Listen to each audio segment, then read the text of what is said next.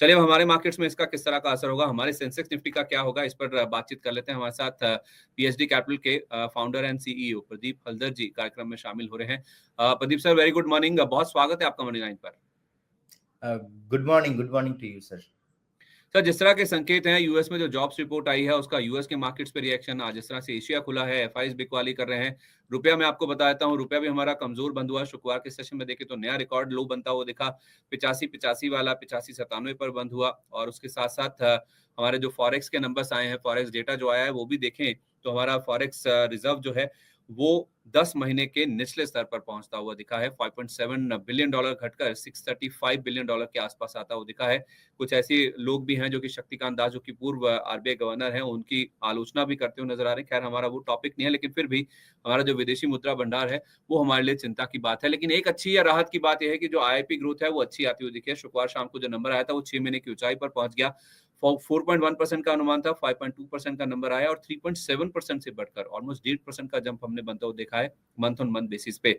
तो सर, एक IIP number को छोड़ दे तो बाकी सभी संकेत हमारे लिए खराब ही नजर आ रहे हैं। आप कैसे रीड कर रहे हैं सर इन सब संकेतों को, और इंडियन मार्केट्स के लिए आज किस तरह की चाल रह सकती है? नहीं सर, एकदम आपने सही बोला है। और मेरे ख्याल से सर अभी मार्केट में जो है मेनली अर्निंग, डोनाल्ड ट्रंप का कुर्सी, बजट, ये तीनों चीज ही था। लेकिन ये जो एम्प्लॉयमेंट रेट का जो इंक्रीज हुआ है उसके बाद ग्लोबल मार्केट अभी एक बहुत बड़ा इशू बन गया है सर। तो ग्लोबल मार्केट में हमने देखा है लगातार जितना नेगेटिव सेंटिमेंट क्रिएट हो रहा है, और इंडिया में जितने एफआईआई का जो सेलिंग प्रेशर ये कम नहीं हो रहा है, दिन दिन बढ़ रहा है। तो ये हमारे लिए बहुत ही एक नेगेटिव संकेत हो सकता है। और मुझे लगता है कि sir Nifty sir last week, अगर आपको याद है, मैंने ना एक वर्ड बोला था, आपने रिपीट किया था। मैंने बोला था 21,400 जा सकता है। आपने मुझे फिर से एक बार बोला था कि प्रदीप जी मैं सही सुन रहा हूँ। मैंने बोला हाँ जी सर, आप सही सुन रहे हो। तो सर आज के डेट में ना अगर हम निफ्टी को देखेंगे 23,400 के आसपास चल रहा है, जो इमीडिएटली, अगर मैं आज के डेट का ही बात बोलूँ, एक सपोर्ट है जो 23,200 में, उसके बाद 23,000 में। लेकिन अगर मैं सर नेक्स्ट वही से रिपीट करूंगा, नेक्स्ट अगर मैं 5 to 6 मंथ के एक व्यू देखता हूं तो मुझे वही सर इलेक्शन डे का एक लो, पता नहीं मेरे को क्यों ऐसा लगता है, वो रिटेस्ट हो सकता है। जो 21,400 का एक लेवल है, हो सकता है 21,600 800 तक भी आ जाए। लेकिन सर वहां पे जाने का हाई पॉसिबिलिटीज है। और सर ये जो अभी बॉन्ड यील्ड का मैं चार्ट देख रहा था, almost near to 52 week high. मतलब इंडिया का पैसा सर अभी बाहर जा रहा है।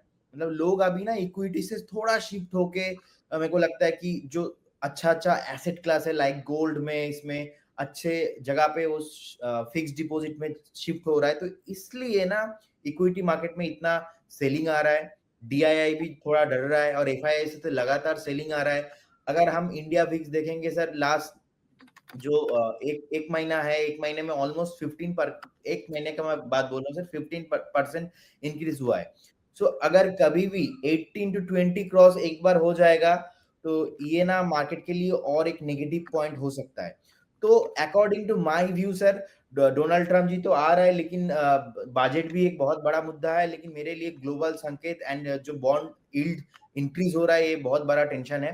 तो इसीलिए मेरा ख्याल से सर 3,200 के अगर नीचे आज क्लोजिंग होता है बाजार, तो इमीडिएटली ना हमको एक बार 22,800 तक भी देखने को मिल सकता है। और मेरा लॉन्ग टर्म सर व्यू वही है, सेम रहेगा 21,400। चुनाव के नतीजों के दिन जो लो बना था 21,400 का, वो अगला लेवल है जो कि नजर आ रहा है। तो सर, मतलब आप कह रहे हैं कि यहाँ से अच्छी खासी डाउनसाइड इंडियन मार्केट्स में बची हुई है, अगर आप बहुत कन्विक्शन के साथ कह रहे हैं तो क्योंकि 21,400 सर तो यहाँ से लास्ट इक्कीस टाइम चार सर सौ यहाँ से 2,000 पॉइंट नीचे हो गया। सर यस, क्योंकि मैं लास्ट ना अभी आपको मैंने बताया था कि 6-8 महीने का बाद बोल रहा हूँ, क्योंकि डोनाल्ड ट्रम्प जी आएंगे, क्योंकि उनका एक ट्वीट के आगे टेक्निकल एनालिसिस काम नहीं करेगा। और अगर हमने देखा कि मंथली बेसिस पे, हाँ मंथली बेसिस पे सर, अगर हम मैकडी, आरएसआई, जितने भी हम इंडिकेटर्स देखते हैं टेक्निकल में, सब कुछ नेगेटिव हो गया। सो ये जो एक संकेत मुझे आ रहा है ना, नेक्स्ट फ्यू मंथ्स के लिए नेगेटिव ही मेरे को दिख रहा है। तो इसीलिए हाईली पॉसिबिलिटीज है कि एक बात जो इलेक्शन डे का लो है वो रिटेस हो सकता है। ये सर मैं बड़ा व्यू में बोल रहा हूँ, लेकिन इससे पहले बहुत जो छोटा-छोटा लेवल है उसको तोड़ना पड़ेगा, नीचे आना पड़ेगा और भी नेगेटिव है। लेकिन इन्वेस्टर्स के लिए सर ये बहुत बड़ा इंपॉर्टेंट होता है कि आप अगर आज के डेट में कहीं पे पैसा लगा रहे हो, वो 1-2 हफ्ते के लिए नहीं, एटलीस्ट आपके पास 3 से 4 महीने का व्यू होना चाहिए, है ना? परफेक्ट है सर। तो आप तो डरा रहे हैं बहुत ज़्यादा, ऐसा लग रहा है 2000 पॉइंट और कह रहे हैं निफ्टी में नीचे आ सकता है 21,400, जो कि इलेक्शन डे के रिजल्ट का लो था, वहां तक निफ्टी गिर सकता है, समय लग सकता है, लेकिन वो लेवल्स चार्ट पे आते हुए नजर आ रहे हैं, तो ये हमारे लिए घबराने की, चिंता की बात जरूर हो सकती है। ऑलरेडी लोगों की पोर्टफोलियो में बहुत ज्यादा लॉसेस हैं, अगर 21,400 तक आ गए तो जो पोजिशन होल्ड कर रहे हैं उनके लिए तो और भी ज्यादा दिक्कत की बात हो जाएगी। खैर, बहुत सारे दर्शक हैं जो हमारे साथ जुड़ रहे हैं, अपने सवालों के जवाब चाहते हैं, उन पे मैं फोकस करूंगा, लेकिन उससे पहले कुछ स्टॉक्स हैं जो कि डिस्कस करना बहुत इंपॉर्टेंट है, नतीजों वाले खास तौर पे। सर, डीमैट के ऊपर अपना व्यू दीजिए। जब इसके बिजनेस अपडेट्स आए थे तो स्टॉक में हमने 15% का मूव एक ही दिन में आता हुआ देखा था। जिस तरह के बिजनेस अपडेट्स आए थे, वैसा नतीजों में रिफ्लेक्शन देखने को नहीं मिला है। सर, इनके रेवेन्यू जरूर पौने 18% बढ़े, लेकिन मुनाफा केवल 5% के आसपास ही ग्रो किया है। EBITDA यानी कि कामकाजी मुनाफा 8.7% बढ़ा है और मार्जिन गिरकर आते हुए दिखे हैं साल दर साल। 8.3 वाला 7.6% पर, यानी कि 70 बेसिस पॉइंट का ड्रॉप यहाँ पे देखने को मिला। और इनके एमडी एंड सीईओ, जो कि कई दशकों से कंपनी के साथ हैं, उन्होंने भी 1 फरवरी 2026 यानी कि अगले साल से अपना जो इस्तीफा, जब इनका 5 साल का टेन्योर खत्म होगा, वो भी इन्होंने बोला कि कंटिन्यू नहीं करेंगे, तो अपने पद से इस्तीफा दे दिया है। 31 जनवरी 2026 ये इनका लास्ट डेट होगा जब ये कंपनी को अलविदा कह देंगे। तो नंबर्स एक तो सर उतने अच्छे नहीं है जितना बिजनेस अपडेट्स में दिख रहा था, और दूसरा इनके एमडी एंड सीईओ का इस्तीफा। कैसे रिएक्ट करेगा स्टॉक सर आज? सर बेसिकली स्टॉक अभी ट्रेड कर रहा है 3686 में, और अगर हम टेक्निकल चार्ट में देखेंगे एक बार 3300 के आसपास एक बहुत बड़ा सपोर्ट है।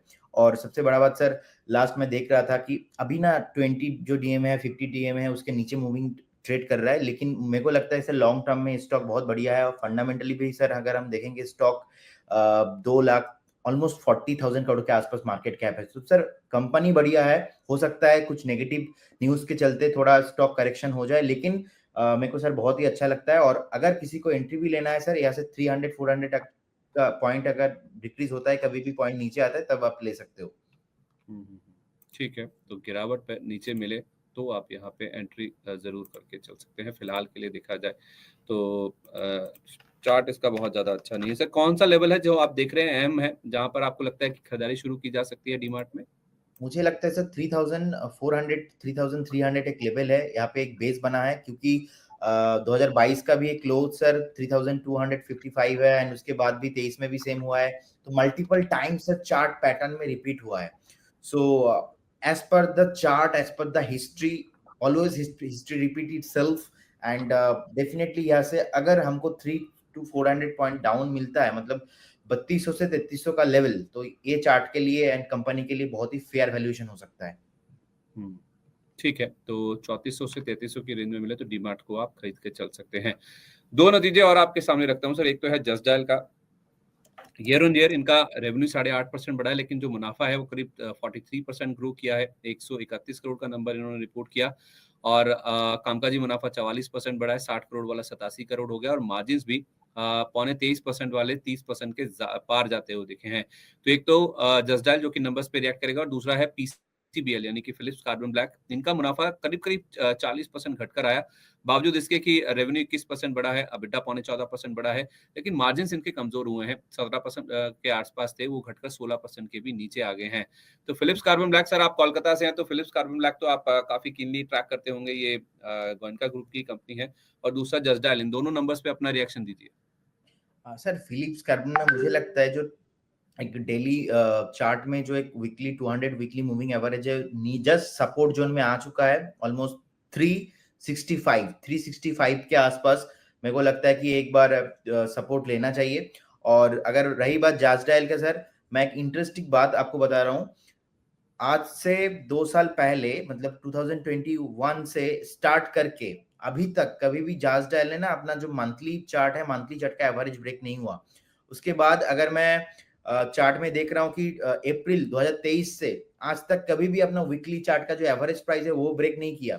और सर ये जो अभी नतीजा आप बोल रहे हो कि आने वाला है, सो ये जाजडाइल में आने वाला है सर, आ चुका है, क्या बोल रहे हो सर आप? आ चुका है सर, आ चुका है। आ चुका है, सॉरी। सो इसमें ना 1035 का जो लेवल अभी लास्ट क्लोजिंग हुआ है, मेरे को लगता है सर 980 एक 200 डीएमए का सपोर्ट भी है, और मुझे लगता है कि वीकली एक एवरेज मूविंग की सपोर्ट आ रहा है। एंड यहाँ पे मेरे को लगता है कि सर एक बार सपोर्ट हो सकता है, तो अगर किसी को बाय करना है ऐसे 40 टू 50 पॉइंट्स नीचे एक बढ़िया सा फेयर वैल्यूएशन आपको मिलेगा, so then you can trade. ठीक है, 10 डायल में तो ये लेवल हो गए। और पीसीबीएल में सर? पीसीबीएल में सर हो गया 370। ठीक है, 370 के आसपास मिले, और इसमें 980 10 डायल का लेवल है जहां पे आप इसमें खरीदारी करके चल सकते हैं। सर इक्विनॉक्स इंडिया, कुछ दिन पहले इसमें सर्किट लगा था ऊपर का, और 2-3 दिन से हम देख रहे हैं कि कमजोरी देखने को मिली है। नंबर्स बहुत अच्छे आए हैं। ये कंपनी साल दर साल बेसिस पर देखे तो घाटे से मुनाफे में आई है। करीब 39 करोड़ का घाटा था, उसके सामने 22 करोड़ का मुनाफे का नंबर है, और 100 करोड़ रुपए का रेवेन्यू का नंबर था, उसके सामने 278.5 करोड़ का इनका रेवेन्यू का नंबर आता हुआ दिखा है। तो रेवेन्यूज में भी कई गुना का जंप है, और उसके साथ साथ घाटे से मुनाफे में आई है। इस स्टॉक को लेकर क्या व्यू है आपका सर? सर जो भी मैं अभी चार्ट पे देख पा रहा हूँ, एक बहुत ही अच्छा पैराबोलिक पैटर्न बनाया, और नीचे वॉल्यूम भी इंक्रीज हो रहा है, एंड जो 200 मूविंग एवरेज है उसके ऊपर चल रहा है, वीकली जो एवरेज मूविंग एवरेज है उसके ऊपर भी चल रहा है। एंड मेरे को लगता है कि सर एक बार चार्ट में ना 140 के ऊपर अगर एक क्लोजिंग आएगा, इसके बाद सर हमें 155 से 170 तक एक मोमेंटम मिल सकता है।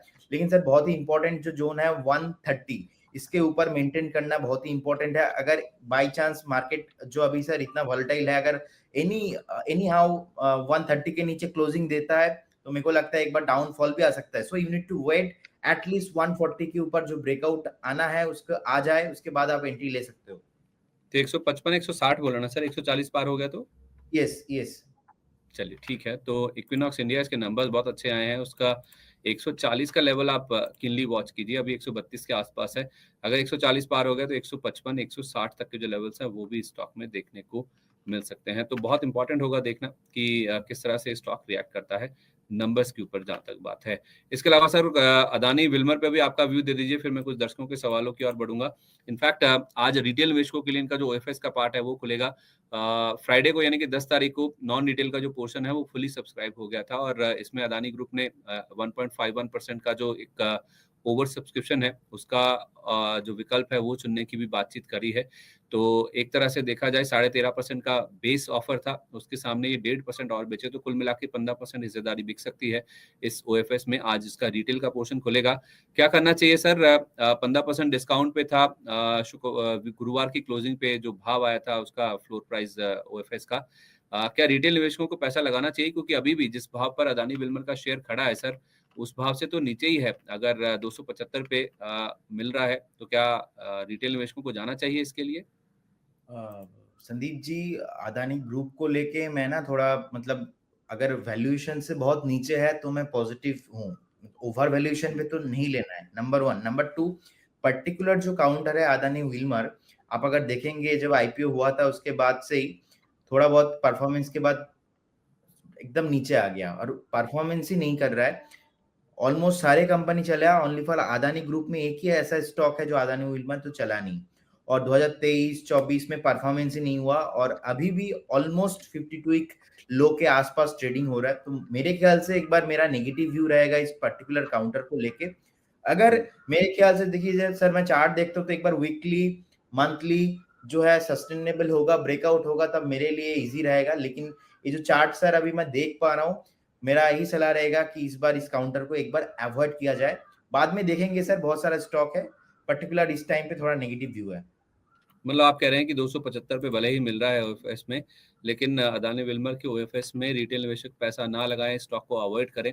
यही राय आपके लिए निकल के सामने आ रही है। आज का बड़ा मुद्दा है, क्योंकि रिटेल निवेशकों के लिए ओएफएस खुला तो हर किसी के मन में ये सवाल होगा कि क्या इसमें डिस्काउंट पे ले लेना चाहिए।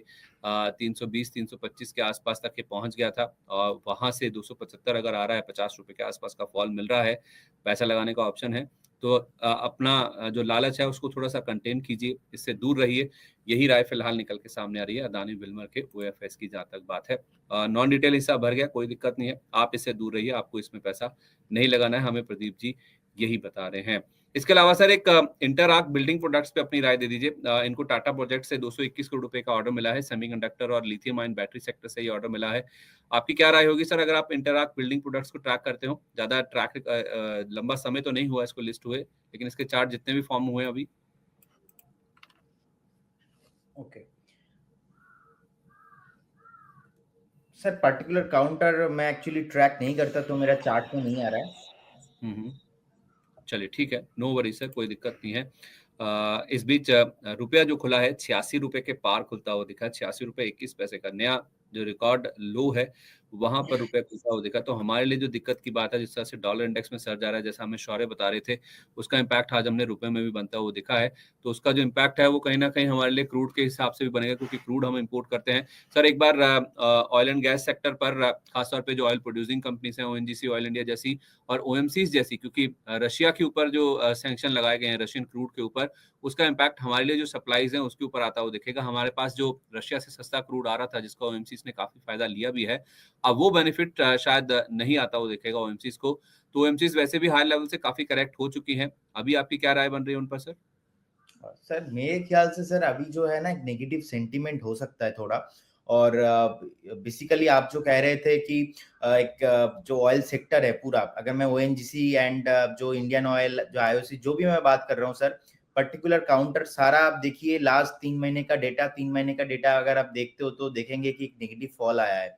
तो मेरे ख्याल से सर एक बार ना सबको वेट करना चाहिए, क्योंकि मार्केट में अभी अगर कोई दोनों सेक्टर अच्छा लगता है तो only for chemical, pharma, FMCG ऐसा। और अगर थोड़ा नेगेटिव सेक्टर लगता है सर, वो मेटल है, ऑयल सेक्टर है, ऐसा वाला सेक्टर मुझे थोड़ा नेगेटिव लग रहा है। तो मेरे ख्याल से थोड़ा अवॉइड करना चाहिए पर्टिकुलर।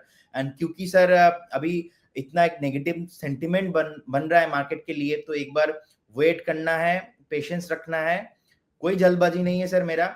और मेरा यही सलाह रहेगा कि एक बार ना मार्केट, एक दो जो जनवरी मंथ है बहुत इंपॉर्टेंट है, और बजट हमारे लिए बहुत इंपॉर्टेंट है।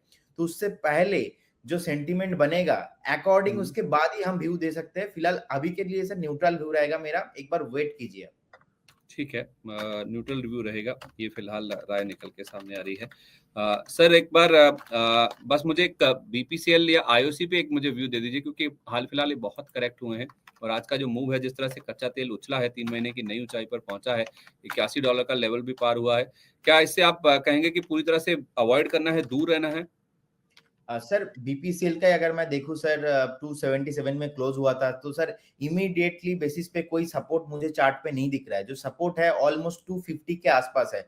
अभी 277 280 चल रहा है, तो अभी भी बहुत दूर है। तो अगर 250 240 तक आएगा, तब जाके मुझे एक चार्ट में फेयर वैल्यूएशन मिल सकता है। तो उसके बाद जाके मैं यहाँ पे पॉजिटिव हो सकता हूँ। अगर मैं आईओसी का भी मैं बात बोलूंगा सर, तो जो इंडियन ऑयल कॉर्पोरेशन लिमिटेड है, 128 चल रहा है सर। रिसेंटली आप सही बोले सर, बहुत करेक्शन हो चुका है, लेकिन करेक्शन सर खत्म ही नहीं हो रहा है। अगर मैं चार्ट में देख रहा हूँ सर, 20 डीएमए, 50 डीएमए, 100 डीएमए के नीचे चल रहा है सर। मैगडी भी नीचे है, आरएसआई भी खराब है इसका। और जो है आरएसआई एक डाइवर्जेंस नेगेटिव मेरे को चार्ट में आ रहा है। और कंटिन्यूअसली जो फॉलिंग हो रहा है, मेरे को लगता नहीं है सर इमीडिएटली यहाँ पे रुकेगा कुछ। अगर अगर मैं चार्ट में सपोर्ट में ढूंढ रहा हूँ, तो ऑलमोस्ट 110 115, इससे पहले मेरे को कुछ सपोर्ट नहीं दिख रहा है। तो वहां पर भी जाके सपोर्ट लेगा, ये सर कोई श्योरिटी नहीं है, क्योंकि वहां पर हमने देखा 2020 का सपोर्ट है, 2020 से जो पहले का सपोर्ट है, ऑलमोस्ट जनवरी मंथ का सपोर्ट है। सो ये हमारे लिए सर बहुत ही इंपॉर्टेंट हो जाता है, क्योंकि हमको लगता है कि सर ये जो चार्ट है बेसिकली बहुत करेक्शन हो गया, चलो बाय कर लेते, लेकिन ऐसा नहीं है। आपको देखना पड़ेगा कि 4 साल का जो एक मोमेंटम, अगर कोई पर्टिकुलर एक सेक्टर जो 3-4 महीने से नॉनस्टॉप नीचे आ रहा है, और 4 साल का जो एक परफॉर्मेंस है उसको नेगेटिव पूरा कर रहा है, तो ये हमको ना थोड़ा अलर्ट रहना पड़ेगा। और डेफिनेटली यहाँ पे सर थोड़ा मेरा नेगेटिव व्यू है, और इसमें 115 एंड 110 का एक लेवल आ सकता है। तो आप अगर जब आएगा 110 का लेवल, उस लेवल पे आपको एक बार फेयर वैल्यूएशन मिलेगा, तो आप एक बार बाइंग कर सकते हो। लेकिन फिलहाल आज के लिए, अभी के लिए सर मेरे लिए एक बार नेगेटिव है। ठीक है, नेगेटिव व्यू है, नो वरी सर, कोई दिक्कत नहीं है। इस बीच सर कुछ दर्शक जो अपने सवाल हमारे साथ ऑलरेडी शेयर कर चुके हैं, उसमें सर शैलेंद्र सिंह जी का सवाल ले लेते हैं। कह रहे good morning sir, Adani power और इरिडा में क्या करना चाहिए? सर अदानी ग्रुप को लेकर तो हमने ऑलरेडी बात कर ली है। एक बार अपना व्यू इरिडा पे दे दीजिए। ओके सर, इरेडा में एक सपोर्ट आ रहा है जो 187 के आसपास एंड 201 अभी सर चल रहा है। मुझे लगता है कि एक बार अगर 195 90 जोन के आसपास आता है तो एक अच्छा बाइंग अपॉर्चुनिटी मिल सकता है। और सबसे बड़ा बात सर, ऊपर से ऑलमोस्ट 300 के आसपास था, 200 हो गया, सो अच्छा खासा करेक्शन भी हो गया, तो चिंता का कोई बात नहीं है। और एक अच्छा सा सपोर्ट है 185 190 के आसपास, तो यू कैन होल्ड। ठीक है, तो 195 करीब करीब मिले तो आप खरीदारी कर सकते हैं। अच्छा खासा करेक्शन इरिडा के स्टॉक में देखने को मिल चुका है हायर लेवल से। और सर नंबर्स को आपने अगर देखा हो तो नंबर्स तो इतने प्रॉमिसिंग नहीं नजर आ रहे थे, लेकिन 195 के आसपास जिसके पास नहीं है वो खरीदारी कर ले। डेफिनेटली कर सकता है सर। चार्ट में सपोर्ट है 185 190 के आसपास, तो अगर 190 के आसपास मिलता है तो आप ले सकते हो। अगर 180 के नीचे चला जाता है तो आपको स्टॉप लॉस भी मेंटेन करना है कि सर कभी कभी हम देखते हैं कि चार्ट बहुत नीचे आ जाता है, तो क्या है ना, चार्ट टेल एवरीथिंग। जो आपको न्यूज में नहीं दिखाई देता चार्ट में दिखाई देता है। तो ऑलमोस्ट 300 से इस सर नंबर जो आने वाला अभी आया है, इससे पहले चार्ट ने प्रिडिक्ट कर दिया था। तो चार्ट ना बहुत पहले चलता है, प्राइस किसी का बात नहीं सुनता, प्राइस सबसे पहले चलता है। तो प्राइस इसलिए गिरा था क्योंकि ऐसा नेगेटिव सेंटीमेंट आना था। तो एक फेयर वैल्यूएशन होता है हर कंपनी का, तो मेरे को लगता है कि sir 185 189 is a very good and best level. ठीक है, परफेक्ट सर। मैं एक स्टॉप लॉस ही चाह रहा था जो आपने बता दिया कि 180 रुपए का आप यहाँ पे स्टॉप लॉस भी जरूर लगा के चलें। तो भले ही आप 195 पे खरीद सकते हैं, लेकिन 180 टूट जाए तो फिर नेगेटिव हो जाएगा। इस चीज को आप जरूर ध्यान में रख के चलिए। इस बीच सर विजय कुमार जी कह रहे हैं कि sir Sarla Poly, Navkar Corp and PPL pharma hold और सेल और एवरेज प्लीज टेल। तो सर इनके सवाल से लग रहा है कि इन्होंने तीनों ले रखे हैं, क्या इनको होल्ड करें, सेल कर दें या एवरेज भी कर सकते हैं? इनमें से दोनों तीनों या कोई भी स्टॉक जो आप बोलना चाहें इस पे।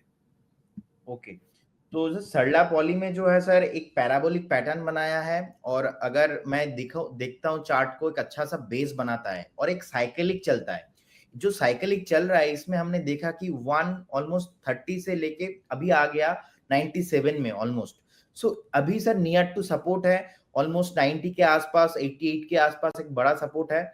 और मेरे को लगता है कि सर एक बार उनको होल्ड करना चाहिए डेफिनेटली। और पूरा अगर पैटर्न को मैं अगर आप वीकली कैंडल में सर अगर देखेंगे थोड़ा लॉन्ग टर्म में, तो एक क्या बनाया सर, एक बेस पैटर्न बनाया, डबल टॉप ब्रेकआउट है। और इसको सर अलग एंगल से भी मैं देखता हूं तो काप एंड हैंडल पैटर्न बना हुआ है, तो डेफिनेटली उनको एक बार होल्ड करना चाहिए। नेक्स्ट मेरा 3 से 4 महीने का व्यू बहुत ही अच्छा है, इसमें आपको 140 150 तक एक आ सकता है अगर स्टॉक ने 90 का जोन ब्रेक नहीं किया। So you need to maintain stop loss 90। ठीक है, 90 रुपए का आपके यहाँ पे स्टॉप नवकर लॉस। कॉर्पोरेशन में सर अभी मैं देख पा रहा हूँ एक सपोर्ट है 200 डीएमए का 126 में। अगर 126 128 ये जो लेवल है ये नहीं तोड़ता है, आप स्टॉप लॉस मेंटेन कीजिए और you can hold. No worry, good stock है, चार्ट में भी अच्छा लग रहा है मुझे। सो अगर 126 128 नीचे नहीं तोड़ता है तो आप एक बार इस काउंटर को होल्ड कर सकते हो।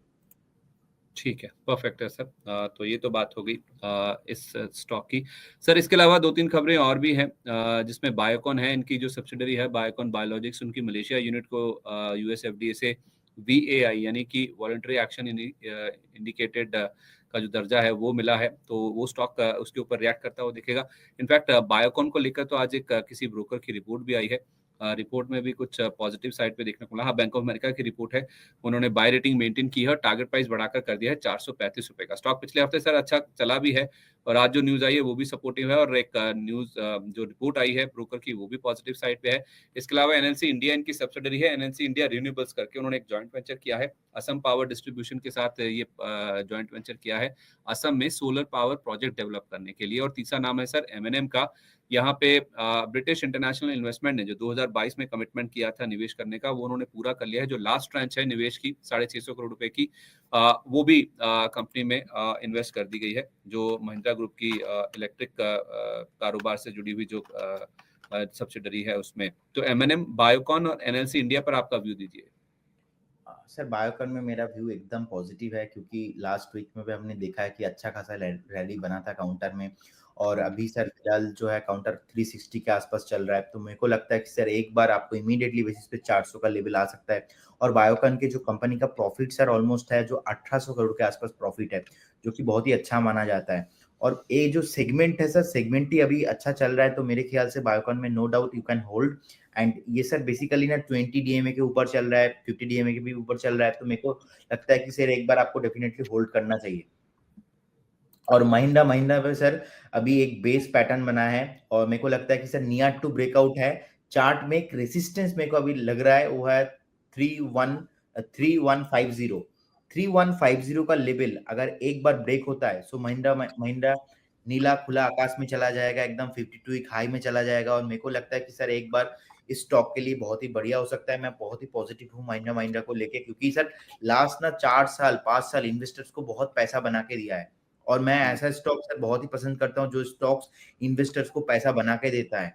और आपने सर अभी थोड़ा टाइम पहले मेरे को एडब्ल्यूएल के बारे में बताया था ना, अदानी विल्मर, मैंने सर इसलिए मना किया क्योंकि उस स्टॉक में पर्टिकुलर पैसा बना के नहीं दिया। तो सर महिंद्रा महिंद्रा पे अच्छा लेवल मेरे को लग रहा है ब्रेकआउट आ सकता है। अगर डाउन साइड का सर बात मैं बोलूँ तो 2950 से 2980 तक एक लेवल, क्योंकि मार्केट सर थोड़ा नेगेटिव सेंटीमेंट होने के चलते आएगा, लेकिन वहां पे आपको थोड़ा वेट करना है। एंड आपको जैसे ही 3150 के ऊपर ब्रेकआउट मिलेगा, आपको नया एक फ्रेश यहाँ से 15 to 20% अपसाइड मूवमेंट मिलेगा। ठीक है सर, एक आईसीआईसीआई लोम्बार्ड 174.6 करोड़ रुपए की एक टैक्स राहत इनको मिली है commissioner of income tax appeals Mumbai से। और एक वारी एनर्जीज का स्टॉक है जिन्होंने एनएल ग्रीन पावर का 100% स्टेक खरीदा है 792 करोड़ रुपीस में। इन दोनों स्टॉक्स पर आपका व्यू क्या है? सर आईसीआईसीआई लोम्बार्ड जो है बेसिकली इंश्योरेंस सेक्टर से है, और मेरे ख्याल से सर ये एक्चुअली सेक्टर ना चला नहीं है ठीक से, और फ्यूचर में डेफिनेटली चलेगा। नीट अगर प्रॉफिट भी देखेंगे कंपनी का ऑलमोस्ट 2000 करोड़ के आसपास है। पर्टिकुलर इंश्योरेंस काउंटर को लेके मैं बहुत पॉजिटिव हूँ, क्योंकि आप आईसीआईसीआई लोम्बार्ड को देखेंगे कंपनी डेट फ्री है ऑलमोस्ट, डिविडेंड भी 31% के आसपास है, तो मेरा पॉजिटिव व्यू है। और सर आपने कौन सा स्टॉक बोला? वारी एनर्जी सर। ओके। चलिए सर, मैं वारी एनर्जीज पे आपसे पूछता हूँ, लेकिन इस बीच मार्केट की शुरुआत हो चुकी है। 200 पॉइंट नीचे निफ्टी खुला है, 23,215 का लेवल फिलहाल देखने को मिला है। 700 अंकों का गोता सेंसेक्स लगा चुका है, 76,673 का लेवल है। और बैंक निफ्टी में भी 500 अंकों से ज्यादा की कमजोरी है, 48,200 का लेवल है। 0.5% नीचे आईटी इंडेक्स है जो कि टॉप परफॉर्मर था शुक्रवार का, 3.5% की मजबूती थी। 1% से ज्यादा की गिरावट बीएसई स्मॉल कैप इंडेक्स में, 600 अंकों की गिरावट फिलहाल यहाँ देखने को मिली है। 7% की गिरावट के साथ अदानी विल्मर का स्टॉक खुलता हुआ दिखा है। ओएफएस का जो प्राइस है 275 रुपए का, उसके भी नीचे फिसल गया है। तो अब तो ओएफएस के मायने क्या, 275 वाला जो शेयर है वो खुले बाजार में 270 का मिल रहा है, तो फिर कोई ओएफएस में क्यों पैसा लगाएगा। 7% का बड़ा ड्रॉप हम देख रहे हैं कि अदानी विल्मर में शुक्रवार के 10% के लोअर सर्किट के बाद देखने को मिला है। इसके अलावा पेटीएम देखिए 4% की गिरावट आपको यहाँ पे भी नजर आएगी, तो भारी भरकम गिरावट के साथ यहाँ पे भी शुरुआत होती हुई दिखी है। कुछ और सेक्टर्स की अगर हम बात करें तो आज अगर आप पीएसयू बैंकों की बात करें तो सब में ही गिरावट है। 2% की गिरावट अगर आप देखेंगे तो UCO bank, Canara bank, Indian overseas bank, central bank of India में फिलहाल देखने को मिलेगी। हैवीवेट एसबीआई यहाँ पे भी अगर आप देखेंगे तो 1% की ज्यादा की कमजोरी के साथ ही फिलहाल जो शुरुआत है वो देखने को मिली है। डिफेंस शेयरों की जहाँ तक बात है, आज वहां पे भी कमजोरी के साथ शुरुआत हुई है। 2.5% की कमजोरी अगर आप देखेंगे तो HAL, Paras defence, garden reach, BEL, Cochin shipyard, Mazagon dock और भारत डायनामिक्स में आपको दिखेगी। तो 2.5 से 3% तक की कमजोरी इन सभी स्टॉक्स में आज देखने को मिल रही है। तो जो यूएस से हैंडओवर मिला है उसका इंपैक्ट हमने मार्केट पे नेगेटिव साइड पे देखा, और बहुत सारे स्टॉक्स हैं जो कि नेगेटिवली रिएक्ट करते हुए दिख रहे हैं। विशाल मेगा मार्ट 2.5% की कमजोरी है, 105 106 के आसपास ट्रेड कर रहा है। 114 का जो ब्रेकआउट लेवल था उससे कई बार टेस्ट करके ये नीचे आता हुआ दिखा है। जियो फाइनेंशियल अब 275 का लेवल भी टूट गया है, 2% नीचे है। ओला इलेक्ट्रिक में 2.5% की कमजोरी है, 71 के आसपास ट्रेड कर रहा है। इनसे कुछ और दस्तावेज मांगे गए हैं जो सीसीपीए की जांच चल रही है कंपनी के खिलाफ, उसको लेकर उसका इंपैक्ट आज हम नेगेटिव साइड पे देख रहे हैं। सुजलॉन में देखिए 55 का लेवल भी टूट चुका है, 1.5% की कमजोरी यहाँ पे भी है। और वोडाफोन आइडिया जो कि 8 रुपए के ऊपर चला गया था पिछले हफ्ते, अब 7 रुपए 63 पैसे का लेवल है। 1.5% की कमजोरी इस स्टॉक में भी आज के सेशन में फिलहाल देखने को मिल रही है। कुछ टॉप लूजर्स की बात करें तो उसमें इरडा 2% और कमजोर है, पिछले हफ्ते जो शुक्रवार को गिरा था नंबर्स के बाद, उसकी बात कर लें। जीआईसी में 2.5% की कमजोरी फिलहाल देखने को मिल रही है। टाटा एलेक्साई हल्की बढ़त है, शुक्रवार को जो नंबर्स के बाद रिएक्शन देखा था हमने, 7% का 52 वीक लो पर पहुंच गया था, हल्का वहां से बाउंस बैक करने की कोशिश कर रहा है। आनंद राठी वेल्थ में भी 2.25% के आसपास ही कमजोरी है। टीसीएस जो कि स्टार परफॉर्मर था शुक्रवार के सेशन का, आज वहां पे 0.5% के आसपास ही कमजोरी के साथ फिलहाल शुरुआत देखने को मिल रही है। और यही कारण है कि हम देख रहे हैं आईटी इंडेक्स में अब जो गिरावट है वो बढ़कर 0.5% से ऑलमोस्ट 1% के आसपास पहुंचती हुई दिखी है। बैंक निफ्टी भी देखें तो 1% के आसपास ही गिरावट है। तो 1% की गिरावट सेंसेक्स, निफ्टी, बैंक निफ्टी में फिलहाल नजर आएगी। इतनी ही गिरावट गिरावट आपको आईटी इंडेक्स में नजर आएगी, लेकिन मिड कैप स्मॉल कैप में प्रेशर ज्यादा है। मिड कैप इंडेक्स आप देखेंगे 0.2% और 1.5% नीचे आपको स्मॉल कैप इंडेक्स भी नजर आएगा। तो भारतीय बाजारों की बेहद कमजोरी के साथ आज के सेशन में शुरुआत हमने बनती हुई देखी है और 1% की कमजोरी लेकर इंडियन मार्केट्स फिलहाल कारोबार करते हुए नजर आ भी रहे हैं। इसके अलावा अगर आप देखेंगे कुछ टॉप मूवर्स आज के सेशन में, तो उसमें मैंने पेटीएम की बात तो करी है, 4% की कमजोरी इस स्टॉक में आज के सेशन में देखने को मिल रही है। लेकिन कुछ गेनर्स की बात करें जहां पे आज जबरदस्त एक्शन दिख रहा है, उसमें सिरमा एसजीएस 3% से ज्यादा का मूव है। कच्चा तेल उछला है तो उसका इम्पैक्ट ऑयल इंडिया में पॉजिटिव साइड पे 3% की मजबूरी है। रामकृष्ण फोर्जिंग्स शुक्रवार को भी काफी तेज था, आज भी 3% के आसपास की गेंस है। आदित्य बिरला कैपिटल, इसको लेकर एक रिपोर्ट आई है मैक्वारी की, उसका पॉजिटिव इम्पैक्ट 2% की तेजी इस स्टॉक में भी दिख रही है और 1.5% की तेजी के साथ बायोकॉन खुला है, जहां पे हमने स्टॉक डिस्कस भी किया था कि इनकी मलेशिया की जो इकाई है उसको VAI का दर्जा USFDA की ओर से देखने को मिला है। लेकिन फिलिप्स कार्बन ब्लैक, जैसे मैंने कहा था नंबर्स खराब है, उसका इम्पैक्ट आप देखिए 8.5% की कमजोरी इस स्टॉक में फिलहाल देखने को मिल रही है। अदानी विल्मर 7.5% नीचे है, 270 के भी नीचे फिसलता हुआ अब दिखा है। ओएमसी में HPCL सबसे कमजोर है, 6% की गिरावट है, 365 का लेवल फिलहाल देखने को मिल रहा है। इंडिगो में भी आप देखिए 6% के आसपास की कमजोरी आपको नजर आएगी। पॉलिसी बाजार 5.5%, केफिन टेक 5%, जस्ट डायल में भी नंबर्स के बाद 5% के आसपास की आज आपको गिरावट नजर आएगी। वैल्यू टर्म्स में देखें तो जो स्टॉक्स ज्यादा एक्टिव है उसमें ITI देखिए आज आधे % के आसपास की मजबूती यहाँ देखने को मिल रही है। लेकिन पेटीएम के साथ साथ आप जोमेटो भी देखिए, इस स्टॉक में भी आज 3% के आसपास की कमजोरी। 240 एक अहम सपोर्ट था जहां तक ज्यादातर एनालिस्ट कह रहे थे स्टॉक जा सकता है, अब उसके नीचे भी फिसलता हुआ दिखा है। 235 का जो लेवल है वो भी अब जोमेटो में फिलहाल देखने को मिल रहा है। पिछले 5 दिन से देखें लगातार स्टॉक में हमने गिरावट ही बनती हुई देखी और एक हैवी वेट है HDFC बैंक, यहाँ पे भी 1% की कमजोरी है। 1638 के आसपास का जो लेवल है वो फिलहाल देखने को मिल रहा है। बहुत सारे स्टॉक्स हैं सर जो कि आज एक्शन में नजर आ रहे हैं, उसमें पेटीएम है, HDFC बैंक है, TCS है। तो सबसे पहले सर मैं TCS से ही शुरुआत करना चाहूंगा। शुक्रवार का बहुत ही स्मार्ट मूव था, आज हल्की सी यहाँ पे गिरावट के साथ शुरुआत हुई है, 4263 का लेवल है।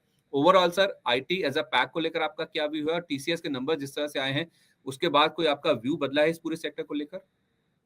सर अगर मैं ओवरऑल व्यू का बात बोलूंगा, ओवरऑल आईटी सेक्टर को लेके, तो लॉन्ग टर्म व्यू सर बहुत ही पॉजिटिव है, क्योंकि आईटी एक ऐसा सेक्टर है, अगर आप पूरा देखेंगे mid cap 50, Nifty 50, Nifty bank, Nifty metal, Nifty IT, एकमात्र ऐसा ही सेक्टर है आईटी सेक्टर जो नीचे आया नहीं और ऊपर से लास्ट 3 से 6 महीने में अच्छे से रिजल्ट आ रहा है और जो है रिटर्न भी आ रहा है। लेकिन जो अभी सर चार्ट में मेरे को दिख रहा है सर, हो सकता है आज के सेशन और कल के सेशन और 1-2 हफ्ता थोड़ा नेगेटिव हो सकता है, लेकिन मैं पर्टिकुलर TCS, इन्फोसिस, विप्रो, जितने भी आईटी काउंटर्स है सबको लेके पॉजिटिव इसलिए हूं क्योंकि सर आप एक चीज देखेंगे, जब स्मॉल सेक्टर जो मिड कैप सेक्टर है उसमें जब ब्रेकआउट आया था सर 60% रैली हुआ 2021 के बाद। लेकिन आईटी सेक्टर जो है, आईटी सेक्टर में आज से सर 3 से 4 महीना पहले ब्रेकआउट आया, उसके बाद से ऑलमोस्ट 15% अभी चला है, तो आईटी सेक्टर परफॉर्म नहीं हुआ है। और पर्टिकुलर अगर मैं TCS का ही बात बोलूंगा सर, TCS का चार्ट मुझे बहुत ही अच्छा लग रहा है और मुझे लग रहा है कि एक बार इमीडिएटली आपको यहाँ से 4500 4800 का जोन भी मिल सकता है, तो मैं पॉजिटिव हूँ, डेफिनेटली आप बाई करके जा सकते हो इस काउंटर को। तो एक स्टॉप लॉस दे देंगे सर आप? 4500 से 4800 का टारगेट तो बोल रहे हैं, किसी के पास अगर है या लेना चाहे तो एक स्टॉप लॉस दे दीजिए उसे प्लीज। 4080 का सर स्टॉप लॉस रहेगा। 4080 का स्टॉप लॉस है, 4500 पहला टारगेट है, 4800 तक के जोन TCS में देखने को मिल सकते हैं। पूरे आईटी एज अ पैक को लेकर पॉजिटिव व्यू है, अभी भी रैली आना इस पूरे स्पेस में बाकी है। सर पेटीएम पे आपका क्या व्यू है? शुक्रवार को भी कमजोर था, आज फिर से इसमें 3-4% के आसपास की गिरावट है। इस स्टॉक में गिरावट में खरीदारी करने की राय देंगे या अभी रुकना है? 1000 रुपए के ऊपर चला गया था एक समय, 821 रुपए आ गया। इनका यूपीआई मार्केट शेयर नहीं बढ़ा, एक यूबीएस की रिपोर्ट आई थी जिसका इम्पैक्ट हमने नेगेटिव साइड पे बनता हुआ दिखा था। कितना बड़ा कंसर्न है सर इनके लिए ये? सर पेटीएम एक ऐसा स्टॉक है ना जो फर्स्ट टाइम से मुझे सही नहीं लगता, क्योंकि अगर आप आईपीओ लेके आए हो तो 2000 में 2100 पे लेने का कोई बात नहीं था सर, आप लोअर वैल्यूएशन पे भी लेके आ सकते थे। लेकिन पता नहीं क्यों इतना ओवर वैल्यूएशन में फर्स्ट ऑफ ऑल आईपीओ आया, और सेकंड इतना बीच में रेगुलेटरी कंप्लायंस ब्रेक हुआ हमने देखा।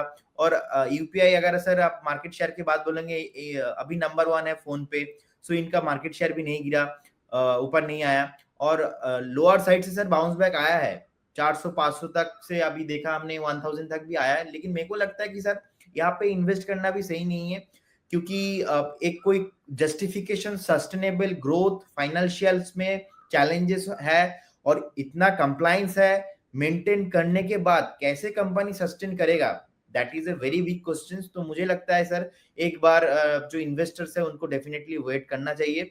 और अच्छा सर मेरे को एक चीज लगता है सर, जो पेटीएम का सीईओ है सर, एक पार्टी में डांस कर रहे थे तो मैंने उनको देखा। No doubt is CEO is a very good man, is a entrepreneur, hardcore entrepreneur, challenging person है। लेकिन कभी कभी होता है कि सर सीईओ के हाथ में कुछ नहीं रहता जब आपके कंपनी मार्केट में लिस्टिंग होता है। सो ये डिपेंड करता है मार्केट के ऊपर, जनता कैसे देखते हैं, इन्वेस्टर्स कैसे व्यू करते हैं कंपनी को लेके। तो एक बार सर आपको वेट करना चाहिए। एटलीस्ट 1000 तक जो आया था सर वो तो फेयर वैल्यूएशन भी नहीं है, तो एक बार डेफिनेटली उनको वेट करना चाहिए as per my analysis sir. क्योंकि ये ना मैं अभी सर आईआईएम कलकत्ता से blockchain technology and fintech technology को लेके मैं पढ़ाई कर रहा हूँ।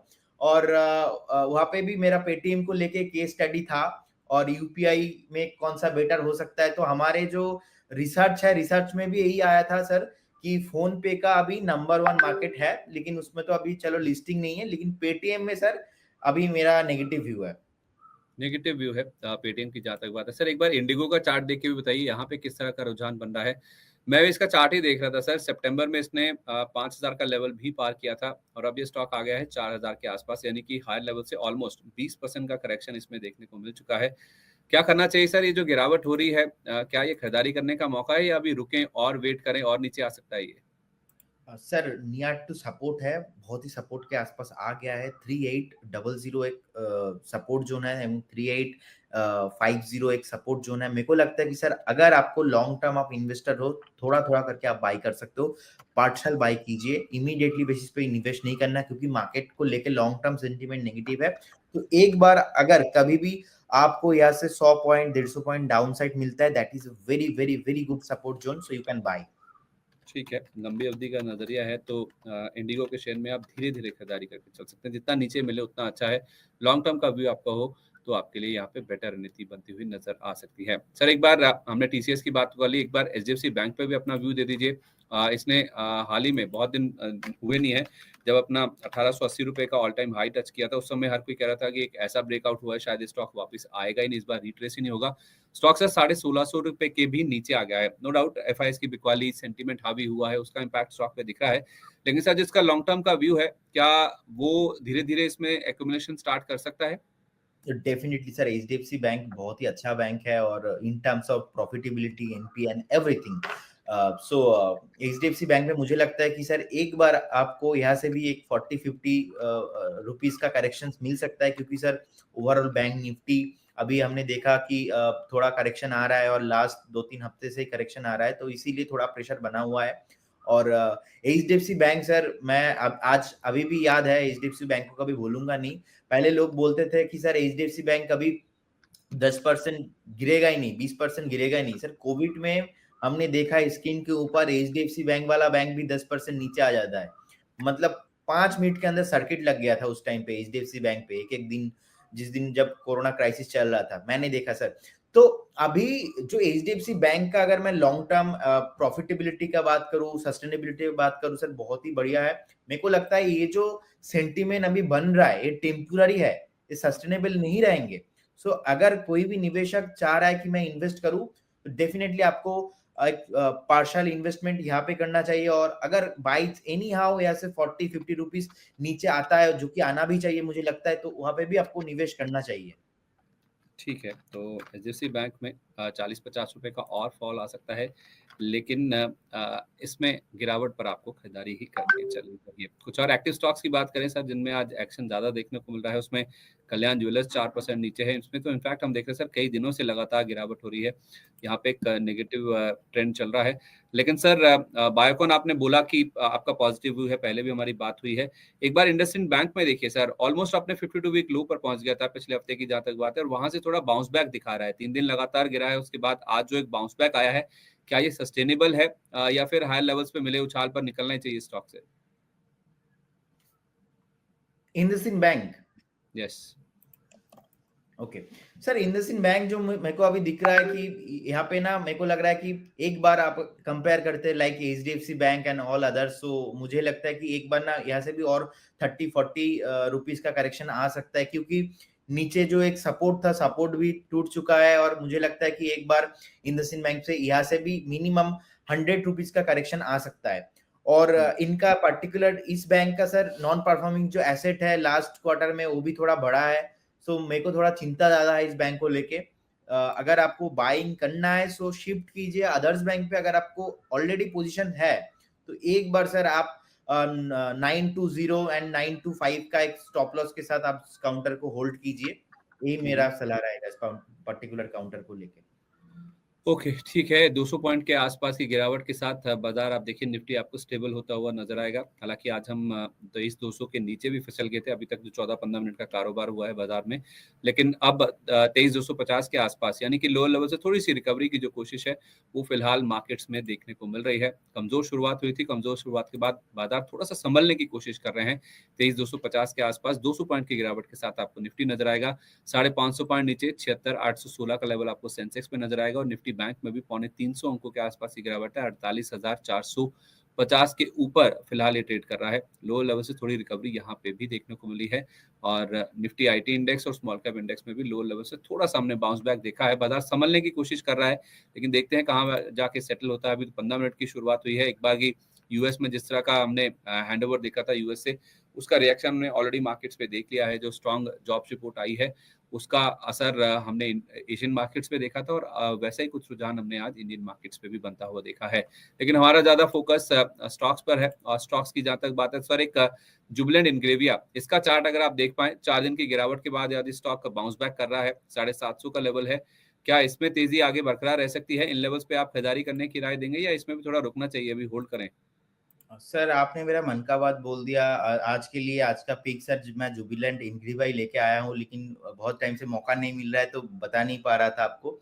सो मेरे को लगता है सर इमीडिएट बेसिस पे यहाँ पे एक बाइंग जो दिख रहा है, जो वॉल्यूम इंक्रीज हो रहा है, एक अच्छा खासा सपोर्ट से बाउंस बैक दिखा रहा है सर। ये इस बाउंस बैक में मेरे को लगता है कि नेक्स्ट कुछ ही दिनों में आपको एक बार 820 से 850 का लेवल आ सकता है। सो डेफिनेटली आप इस काउंटर को बाय कीजिए। एंड मैं सर अभी बोलने वाला था कि अगर मैं देख रहा हूँ सर ऊपर आ रहा है, लेकिन आपने बोल दिया।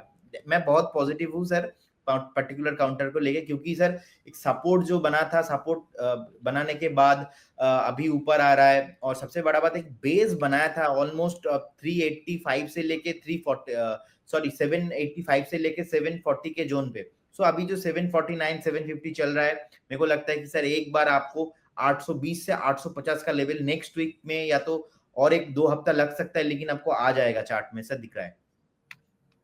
स्टॉप लॉस क्या लगाना है सर? 820 से 850 का टारगेट तो हो गया। सर स्टॉप लॉस आपको लगाना है 725 725। 725 का स्टॉप लॉस लगा के 1 से 2 हफ्ते में 820 850 तक के लेवल्स के लिए आप जुबिलेंट इंग्रेविया का स्टॉक है, इसको खरीदारी करके चल सकते हैं। यहाँ पे मूव हो सकता है कि और आगे की ओर बढ़ता हुआ नजर आए। इसके अलावा सर कुछ और स्टॉक्स की बात करें जो कि बहुत एक्टिव हैं आज के सेशन में, उसमें इंडस टावर्स ये भी बाउंस बैक करने की कोशिश कर रहा है। 2.5% ऊपर है, 330 के आसपास। इस स्टॉक में क्या करना है sir? Okay so particular sir जो स्टॉक है अभी बहुत ही ऊपर आ गया आज आज आज के डेट में, और मुझे लगता है कि एक बार आज सर आपको 335 से 340 तक का लेवल आपको दिख सकता है। आप एक बार वेट कीजिए। आप अगर एक बार 343 38 का लेवल क्रॉस होता है तो मुझे लगता है कि एक बार 350 से 355 का जोन भी आ सकता है। तो आपको एक बार वेट करना चाहिए, पेशेंस रहिए। काउंटर अच्छा है, वॉल्यूम आ रहा है, बाइंग आ रहा है, वेट कीजिए। चलिए ठीक है। बाजार इस बीच हम देख रहे हैं कि सर 200 पॉइंट की कमजोरी के साथ फिलहाल सस्टेन करने की कोशिश कर रहा है। एक जो नीजक रिएक्शन था यूएस के मार्केट्स में जॉब्स रिपोर्ट का जो इम्पैक्ट आया था वो हमने ऑलमोस्ट पचा लिया है। अब देखना होगा कि यहाँ से बाजार में किस तरह का एक्शन देखने को मिलता है, स्पेशली जो सेकंड हाफ है जब यूरोप के बाजारों की ओपनिंग होगी उसके बाद हमारे मार्केट्स में किस तरह का एक्शन देखने को मिलता है, ये देखना बहुत ही इंपॉर्टेंट होगा। चलिए अब कुछ दर्शकों के सवाल लेते हैं जो काफी देर से हमारे साथ जुड़े हुए हैं, वेट कर रहे हैं। सर हमारे एक दर्शक हैं ऐश्वर्या अग्रवाल जी, वो कह रही हैं कि एक तो अर्कादे डेवलपर्स 128 पे लिया है और विशाल मेगामार्ट 78 रुपए पे लिया है, तो इनका आईपीओ प्राइस का लिया हुआ है। इसमें सर टारगेट प्राइस क्या होगा? 78 पे लिया है सर। हाँ, वो आईपीओ प्राइस है सर, आईपीओ पे ही 78 रुपए का प्राइस था, उसमें इनको लेके इन्होंने रखा हुआ है। ओके सर, 158 के स्टॉप लॉस के साथ उनको होल्ड करना चाहिए। अभी प्राइस चल रहा है 164 के आसपास। तो मुझे लगता है 158 is a base level, and recently जो लास्ट दो सपोर्ट भी है 155 से लेकर 158, तो मुझे लगता है आपको एक बार 158 स्टॉप लॉस करना चाहिए। और जैसे सर ऐसे वो बढ़िया प्रॉफिट में भी है, उनको ट्रेलिंग स्टॉप लॉस भी मेंटेन करना चाहिए, क्योंकि अगर ये जो नया स्टॉक रहता है सर, इनका ज्यादा डेटा नहीं रहता, तो ये आपको ध्यान रखना पड़ेगा एज ए इन्वेस्टर्स कि आप स्टॉप लॉस सही से मेंटेन कर रहे हो। तो 158 is a good stop loss. ठीक है। और विशाल मेगा मार्ट में सर? सर विशाल मेगामार्ट जो है सर रिसेंटली लिस्ट हुआ है, एंड मेरे को लगता है कि एक बार जो आईपीओ हाई था, आईपीओ हाई मेरे लिए बहुत ही इंपॉर्टेंट है। आईपीओ हाई के ऊपर भी सर ट्रेड हो रहा है, तो मेरे को लगता है कि एक बार अगर आप महीना चार्ट देखेंगे कि कंसोलिडेशन जोन पे है, तो कंसोलिडेशन जोन सर बेसिकली आप देखेंगे 112 के लेवल, 108 के लेवल, ये बहुत ही इंपॉर्टेंट है। तो मेरे को लगता है एक बार अगर फ्रेश 115 के ऊपर आएगा ना सर, अभी 106 चल रहा है, 107 चल रहा है, 115 के ऊपर सस्टेन करता है, तब जाके यहाँ पे आपको मिलेगा कि 125 130 का लेवल। तो उससे पहले एक बार कंसोलिडेशन कर रहा है, तो एक बार आपको थोड़ा वेट करना चाहिए, पेशेंस रखना चाहिए अभी। 114 115 सर यही इंपॉर्टेंट लेवल है जो कि हर कोई कह रहा है। अगर 115 का लेवल पार होता है तो फिर 125 130 तक के जोन्स भी देखने को मिल सकते हैं, लेकिन 115 ये सर 114 115 के आसपास से 2-3 बार घुमा है, तो ये सस्टेन नहीं कर पा रहा है। इसका जो ब्रेकआउट है वो सस्टेन नहीं हो रहा, लेकिन इन लेवल्स के ऊपर पार रहना या फिर इसके ऊपर टिकना ये स्टॉक के लिए बहुत इंपॉर्टेंट है, तभी 125 130 तक के जो लेवल्स हैं वो आपको नजर आ सकते हैं। इस बीच सर एक नावा नाम का शेयर है, नावा लिमिटेड, मैं तो बहुत कम जानता हूँ। हमारे दर्शक हैं प्रमोद जैन जी, उनका सवाल इसको लेकर है। वो कह रहे हैं कि मेरे पास 500 क्वांटिटी है, एवरेज प्राइस है 1050 रुपए का, इसका प्राइस सर 887 रुपए का दिख रहा है। अगर आप इसके चार्ट्स ट्रैक करते हो इनका, अगर आप सवाल का जवाब दे सकें। Okay sir, company almost debt free है, एंड 31% सीएजीआर के साथ लास्ट 5 साल से ग्रोथ हो रहा है। एंड मुझे लगता है कि एक बार उनको होल्ड करना चाहिए, क्योंकि चार्ट में बहुत बढ़िया मोमेंटम आया है। 2020 2021 2022 लास्ट 3 से 4 साल में बढ़िया रिटर्न आया है। तो अभी सर जो ओवर वैल्यूएशन हो गया था, उसका करेक्शन चल रहा है। उस करेक्शन में मेरे को लगता है एक बार ना आपको 800 का लेवल, 750 का लेवल लॉन्ग टाइम तक आ सकता है, लेकिन वहां पे अच्छा वैल्यूएशन होगा, आपको वैल्यूएशन मिलेगा। लेकिन अगर आपका स्टॉप लॉस है और अगर आपका बाइंग थोड़ा हाई लेवल पे है, वो है 1050 जो कि उन्होंने बता दिया ऑलरेडी, तो उनको ना एक स्टॉप लॉस मेंटेन करना पड़ेगा 840 के आसपास, क्योंकि 840 पे मेरे को सपोर्ट लग रहा है कि यहाँ पे है, मल्टीपल टाइम सपोर्ट भी हुआ है। सो आप एक बार 780 तक आ सकता है, फाइनल है। तो अगर वेट कर सकते हो तो कीजिए, अदरवाइज आप एक बार इस काउंटर से 840 के स्टॉप लॉस के साथ आप निकल जाए तो वो भी बेटर है। ये आपके ऊपर है।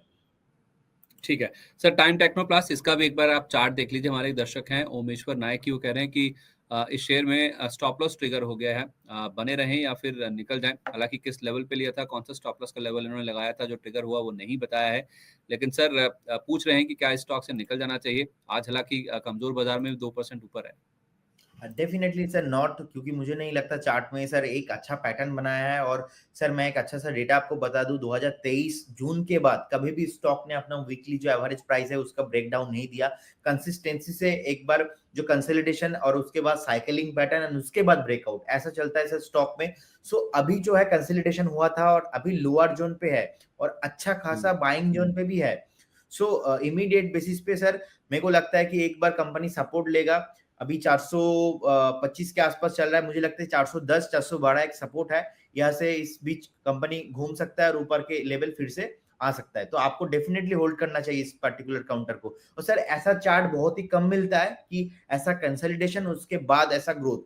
सो क्योंकि लास्ट 2 साल से ऐसा हुआ है कि सर यही पैटर्न फॉलो करते हुए ऊपर आ रहा है कंपनी, तो डेफिनेटली आपको एक बार होल्ड करना चाहिए इस काउंटर को।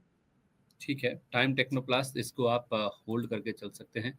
ये राय फिलहाल स्टॉक को लेकर आ रही है। लेकिन सर ये जो बाजार में गिरावट हो रही है, जैसे मैंने शो की शुरुआत में भी कहा था, बहुत सारे दर्शक हैं जिनके पोर्टफोलियो में हम देख रहे हैं कि लॉसेस हो रहे हैं, और जिस तरह से बाजार आज भी कमजोर खुला है, तो जाहिर सी बात है कि निवेशकों के मन में बहुत चिंता होती है, बहुत ज्यादा एक निराशा आती है कि आखिर कब तक बाजार गिरेगा। और कुछ ऐसी ही भावना, कुछ ऐसे ही जो इमोशंस हैं, वो हमारे एक दर्शक हैं महाकाल भक्त, इन्होंने अपनी आईडी बनाई है, वो उन्होंने लिखा है, कह रहे सर मार्केट इतना क्यों गिर रहा है, कब सही होगा, गवर्नमेंट कुछ करेगी। तो सर इस केस में आई डोंट थिंक कि कुछ गवर्नमेंट का कुछ इंटरवेंशन होगा। ये तो ग्लोबली जिस तरह का सिनेरियो बन रहा है रेट कट्स को लेकर यूएस में, और जो डॉलर इंडेक्स में सर जा रहा है, उसका इम्पैक्ट हमारी करेंसी पे भी दिख रहा है, क्रूड में भी उछाल आ रहा है। तो वो एक फैक्टर्स हैं जो कि इंडियन मार्केट्स पे हावी होते हुए नजर आ रहे हैं। सर आप इस पे कुछ कहना चाहेंगे इनके इमोशन को लेकर? सर ये market is logical, people are emotional, that is my thought. And क्योंकि देखिए मार्केट में जब आप आते हो तो आपको एक डिसीजन लेना पड़ेगा बहुत पहले कि ये मार्केट पे हम 1-2 महीने के लिए नहीं, हम एटलीस्ट लॉन्ग टर्म निवेशक है या तो एटलीस्ट शॉर्ट टर्म। सो आपको वैल्यूएशन कैलकुलेशन करना पड़ेगा। और सर आपने सही बोला कि गवर्नमेंट का कोई रोल नहीं है, बिकॉज पीएम चेंज हो जाएगा सर, सीएम चेंज हो जाएगा, मार्केट जो इकोनॉमिक साइकिल है, economic cycle don't care about PM and CM. Economic cycle जो है, इकोनॉमिक साइकिल खुद के जो अपना एक साइकिल रहेगा ना, उस साइकिल से चलेगा। सो अभी जो हमारा मार्केट का वैल्यूएशन था वो बहुत ही एग्रेसिव जोन पे हाई था, तो वहां से जो ये जो गिरावट आया है मार्केट में, एक अच्छा सा लेवल बना है, बेस लेवल बना है बाइंग का, जो कि सर मैं आपको बोल रहा था और भी ज्यादा पॉसिबिलिटीज है। किस लिए है? क्योंकि सारे जो इंडिकेटर्स हम फंडामेंटल्स में, टेक्निकल्स में देखते हैं, जो कि बॉन्ड गिल्ड भी अभी हम देख रहे थे कि बहुत इंक्रीज हो गया है। एंड इसी चलते कि देश का पैसा अभी बाहर जा रहा है, एफआईआई सर बाइंग ही नहीं कर रहा है नॉन स्टॉप। सो ये जो सारा संकेत है ना, आपको देख के निवेश करना चाहिए इसलिए। और मैं सर आज से ऑलमोस्ट 2 मंथ्स पहले मेरा एक दोस्त के साथ बैठा था एक रेस्टोरेंट पे, तो उसका ना बहुत बड़ा एक पोर्टफोलियो है। तो मैं उनसे डिस्कस कर रहा था कि सर आप क्या कर रहे हो? तो उसने मेरे को बताया कि प्रदीप सर मैं ना अभी एग्जिट कर रहा हूँ सब कुछ से थोड़ा थोड़ा करके। मैंने बोला अभी तो मार्केट पूरा ठीक है। तो उन्होंने मेरे को ऐसा एक इनपुट दिया कि मेरा स्मॉल कैप में, मिड कैप में निवेश है, अगर मार्केट अभी ऊपर है तो लिक्विडिटी अच्छा है, तो थोड़ा थोड़ा करके मैं निकल रहा हूँ चीजों को। मैंने बोला अच्छा है, सोच है, बढ़िया। तो उन्होंने मेरे को बताया कि जब मार्केट नीचे आएगा, पैनिक आएगा, अगर मैं तब नीचे तब अगर मैं सेल करूंगा पर्टिकुलर कोई काउंटर से, तब जाके बहुत ही लो वैल्यूएशन पे मुझे मिलेगा। तो बेसिकली ना ये इन्वेस्टर्स को ध्यान रखना चाहिए। अगर आप मनी 9 को देख रहे हो, इस चैनल को देख रहे हो, डेफिनेटली आपको ये सारा कुछ ध्यान रखना पड़ेगा। और sir according to my view, उनको अगर आप लॉन्ग टर्म एक इन्वेस्टर हो तो कोई डरने का कोई बात ही नहीं। हो सकता है 4-5 महीना नीचे आ जाए। और सबसे बड़ा बात क्या सर, लास्ट 5 से 7 साल कभी भी मार्केट ने अपना जो नेगेटिव एक रिटर्न है ईयर टू ईयर बेसिस दिया ही नहीं। तो ऐसा सर बहुत कम होता है। 5-7 साल से आप पॉजिटिव रिटर्न दे रहे हो मार्केट में, एटलीस्ट 1 साल अगर थोड़ा बहुत 5-7% नीचे क्लोजिंग होगा तो इससे कोई बड़ा इफेक्ट नहीं बन जाएगा। और मैक्रो लेवल पे, माइक्रो लेवल पे मेरे को बहुत अच्छा लगता है लॉन्ग टाइम पे। शॉर्ट टाइम पे थोड़ा बहुत कनेक्शन आ रहा है, तो आप अपने इमोशंस जो है सर थोड़ा कंट्रोल कीजिए। अगर आपको पर्टिकुलर कोई स्टॉक्स पे होल्ड करना है तो विद स्टॉप लॉस के साथ आप होल्ड कीजिए। बाकी sir India is no doubt the fasting growing country in the world, so don't worry. Sir ठीक है, ये तो बात होगी मार्केट्स पे। इस बीच सर हम देख रहे हैं कि 2-3 स्टॉक्स हैं जो कि बाउंस बैक करने की कोशिश कर रहे हैं। उसमें एक नाम है इरिडा का, जिस पे हम बातचीत कर चुके हैं। 3.5% ऊपर है, खुला आज भी कमजोर था लेकिन लोअर लेवल से घूम गया। ऐसा ही कुछ रुझान वोडाफोन आइडिया में भी दिख रहा है, 3% के गेंस यहाँ पे भी देखने को मिल रहे हैं। और पिरामल फार्मा जो कि पिछले कुछ दिनों काफी करेक्ट हुआ है, उसके बाद आज एक बाउंस बैक की कोशिश यहाँ पे भी देखने को मिल रही है। तो Piramal pharma, Vodafone idea, IRDA को लेकर आपका व्यू कोई सर, जो लोअर लेवल से बाउंस बैक आ रहा है उसको लेकर? ओके, पीरामल फार्मा बोला सर आपने, right? Yes yes. Okay, Piramal pharma sir अभी अगर मैं देखता हूँ तो बेसिकली लोअर लेवल से जो एक बाउंस बैक आया है। एंड इस जोन्स पे सर अच्छा खासा वैल्यूएशन है। 230 का एक जोन है जो जैसे ही क्रॉस करेगा मेरे को लगता है एक बार 235 से लेकर 240 का जोन आ सकता है। तो आप एक बार इस काउंटर को होल्ड करके जाइए। अच्छा खासा अभी एक वॉल्यूम आ रहा है नीचे, मेरे को लगता है 235, 240, 245। तो ये इमीडिएटली बेसिस पे आपको एक हफ्ते के अंदर ही अंदर दिख सकता है। और सर आपने वोडाफोन आइडिया बोला, सर वोडाफोन आइडिया मेरे को नहीं लगता कि सर एक अच्छा स्टॉक है, क्योंकि बहुत बार वोडाफोन आइडिया को लेकर चर्चा हुआ है अलग अलग चैनल पे, अलग अलग मीडिया पे। क्योंकि पर्टिकुलर जो है सर बहुत ही पेनी स्टॉक है। मेरे को लगता है कि सर इन्वेस्टर्स बार बार आते उनको कम पैसों में ये स्टॉक मिलता है, उनको लगता है कि नहीं इस बार डबल हो जाएगा, यहाँ से बाय करेंगे तो ये स्विट्जरलैंड वाला केस हो जाएगा, लेकिन ऐसा नहीं है। कुछ मामला है जो सुप्रीम कोर्ट में भी चल रहा है, तो जैसे उनका सॉल्यूशन अगर नहीं आता है तो लॉन्ग टर्म व्यू के हिसाब से नेगेटिव ही रहेगा। तो आपको एक बार होल्ड करना चाहिए इस पर्टिकुलर काउंटर को, अगर आप बाइंग है तो। और अगर आप नया बाय करने का सोच रहे हो तो डेफिनेटली इस काउंटर थोड़ा आपको दूरी बनाना चाहिए, क्योंकि पेनी स्टॉक है। और सर और कौन सा स्टॉक है सर? तीसरा नाम था इरिडा का। ओके और मुझे वोडाफोन का स्टॉप लॉस भी दे दीजिए सर, अगर आप किसी को होल्ड करने के लिए कह रहे हैं तो। ओके सर, वोडाफोन का जो स्टॉप लॉस रहेगा सर, मेरे ख्याल से अभी 6.50 6.70 एक ऐसा स्टॉप लॉस रहेगा मेरे ख्याल से। और मेरे को नहीं लगता सर कंपनी लॉन्ग टर्म में सस्टेनेबल हो पाएगा, क्योंकि सर स्टोरी जो है हम सुन के सर मैं खुद पक चुका हूँ सर। क्या बताऊँ आपको, 2018 से चल रहा है, 2019, 21, 22 कंपनी अच्छा करेगा ऐसा न्यूज आएगा, लेकिन सर आता नहीं है। और मैं सर चार्ट में बात करता हूँ सर, तो अभी सर आपको एक बार 6.50 एंड 6.60 के बीच में आपको स्टॉप लॉस मेंटेन करना है। बाकी सर अभी स्टॉक में जाना नहीं है। और इरेदा का बात सर मैं आपको थोड़ा टाइम पहले ही बता रहा था, क्योंकि जब आपने एक क्वेश्चन मेरे को थोड़ा टाइम पहले ही पूछा है, तो मैंने उस टाइम पे भी बताया, अभी 4% सर ऊपर भी आ चुका है, कि मेरे को नहीं लगता पर्टिकुलर काउंटर यहाँ से नीचे जाएगा। क्योंकि हर कंपनी का, मैं वही सर जो अभी 15-20 मिनट पहले आपको रिपीट कर रहा था, मैं सेम चीज आपको मैं रिपीट करूंगा। एक कंपनी का सर फेयर वैल्यूएशन रहता है, तो मेरे को लगता है पर्टिकुलर कंपनी जो है फेयर वैल्यूएशन पे है। और सबसे बड़ा बात है सर वीकली सपोर्ट के आसपास है। तो ये जो अब मैं बोल रहा था 185-90 का जोन अगर आए भी, वहां पे आपको स्टॉप लॉस लगाना है। तो अभी जो सर 4.25% के ऊपर अभी स्टॉक ट्रेड कर रहा है ऊपर, सो मेरे को लगता है आप एक बार इस काउंटर को होल्ड कीजिए। ऊपर साइड आप साइड में पॉसिबिलिटीज है 230 235 एक जोन है जो आपको नेक्स्ट वीक में या तो इस हफ्ते में आ सकता है, हाई पॉसिबिलिटीज है। डेफिनेटली इस काउंटर को शायद आप होल्ड कर सकते हो। सर एक बार स्पाइसजेट को लेकर आपका व्यू दीजिएगा, या फिर होटल स्टॉक्स या फिर जो टूरिज्म वाले स्टॉक्स हैं, जो महाकुंभ शुरू हुआ है प्रयागराज में, उसका इम्पैक्ट आप किस तरह से देखते हैं? क्योंकि मेक माई ट्रिप मैं देख रहा हूँ सर, इंटरग्लोब 4% नीचे, उसकी हम बातचीत कर चुके हैं। स्पाइसजेट यहाँ पे एक अच्छी खबर भी आई है कि अपने 10 विमानों को अनग्राउंड करेंगे और अप्रैल 2025 तक का ये जो पूरे 10 विमान है उनको अनग्राउंड कर लिया जाएगा। लेकिन स्टॉक हम देख रहे हैं कि लाल निशान में, हालांकि लोअर लेवल से रिकवर हुआ, जहाँ पे खुला था वहां से 70-80 पैसे की रिकवरी स्टॉक में ऑलरेडी देखने को मिल चुकी है। लेकिन ओवरऑल सर टूरिज्म और ट्रेवल से रिलेटेड जितने भी स्टॉक्स हैं उन पर आपका क्या व्यू है सर?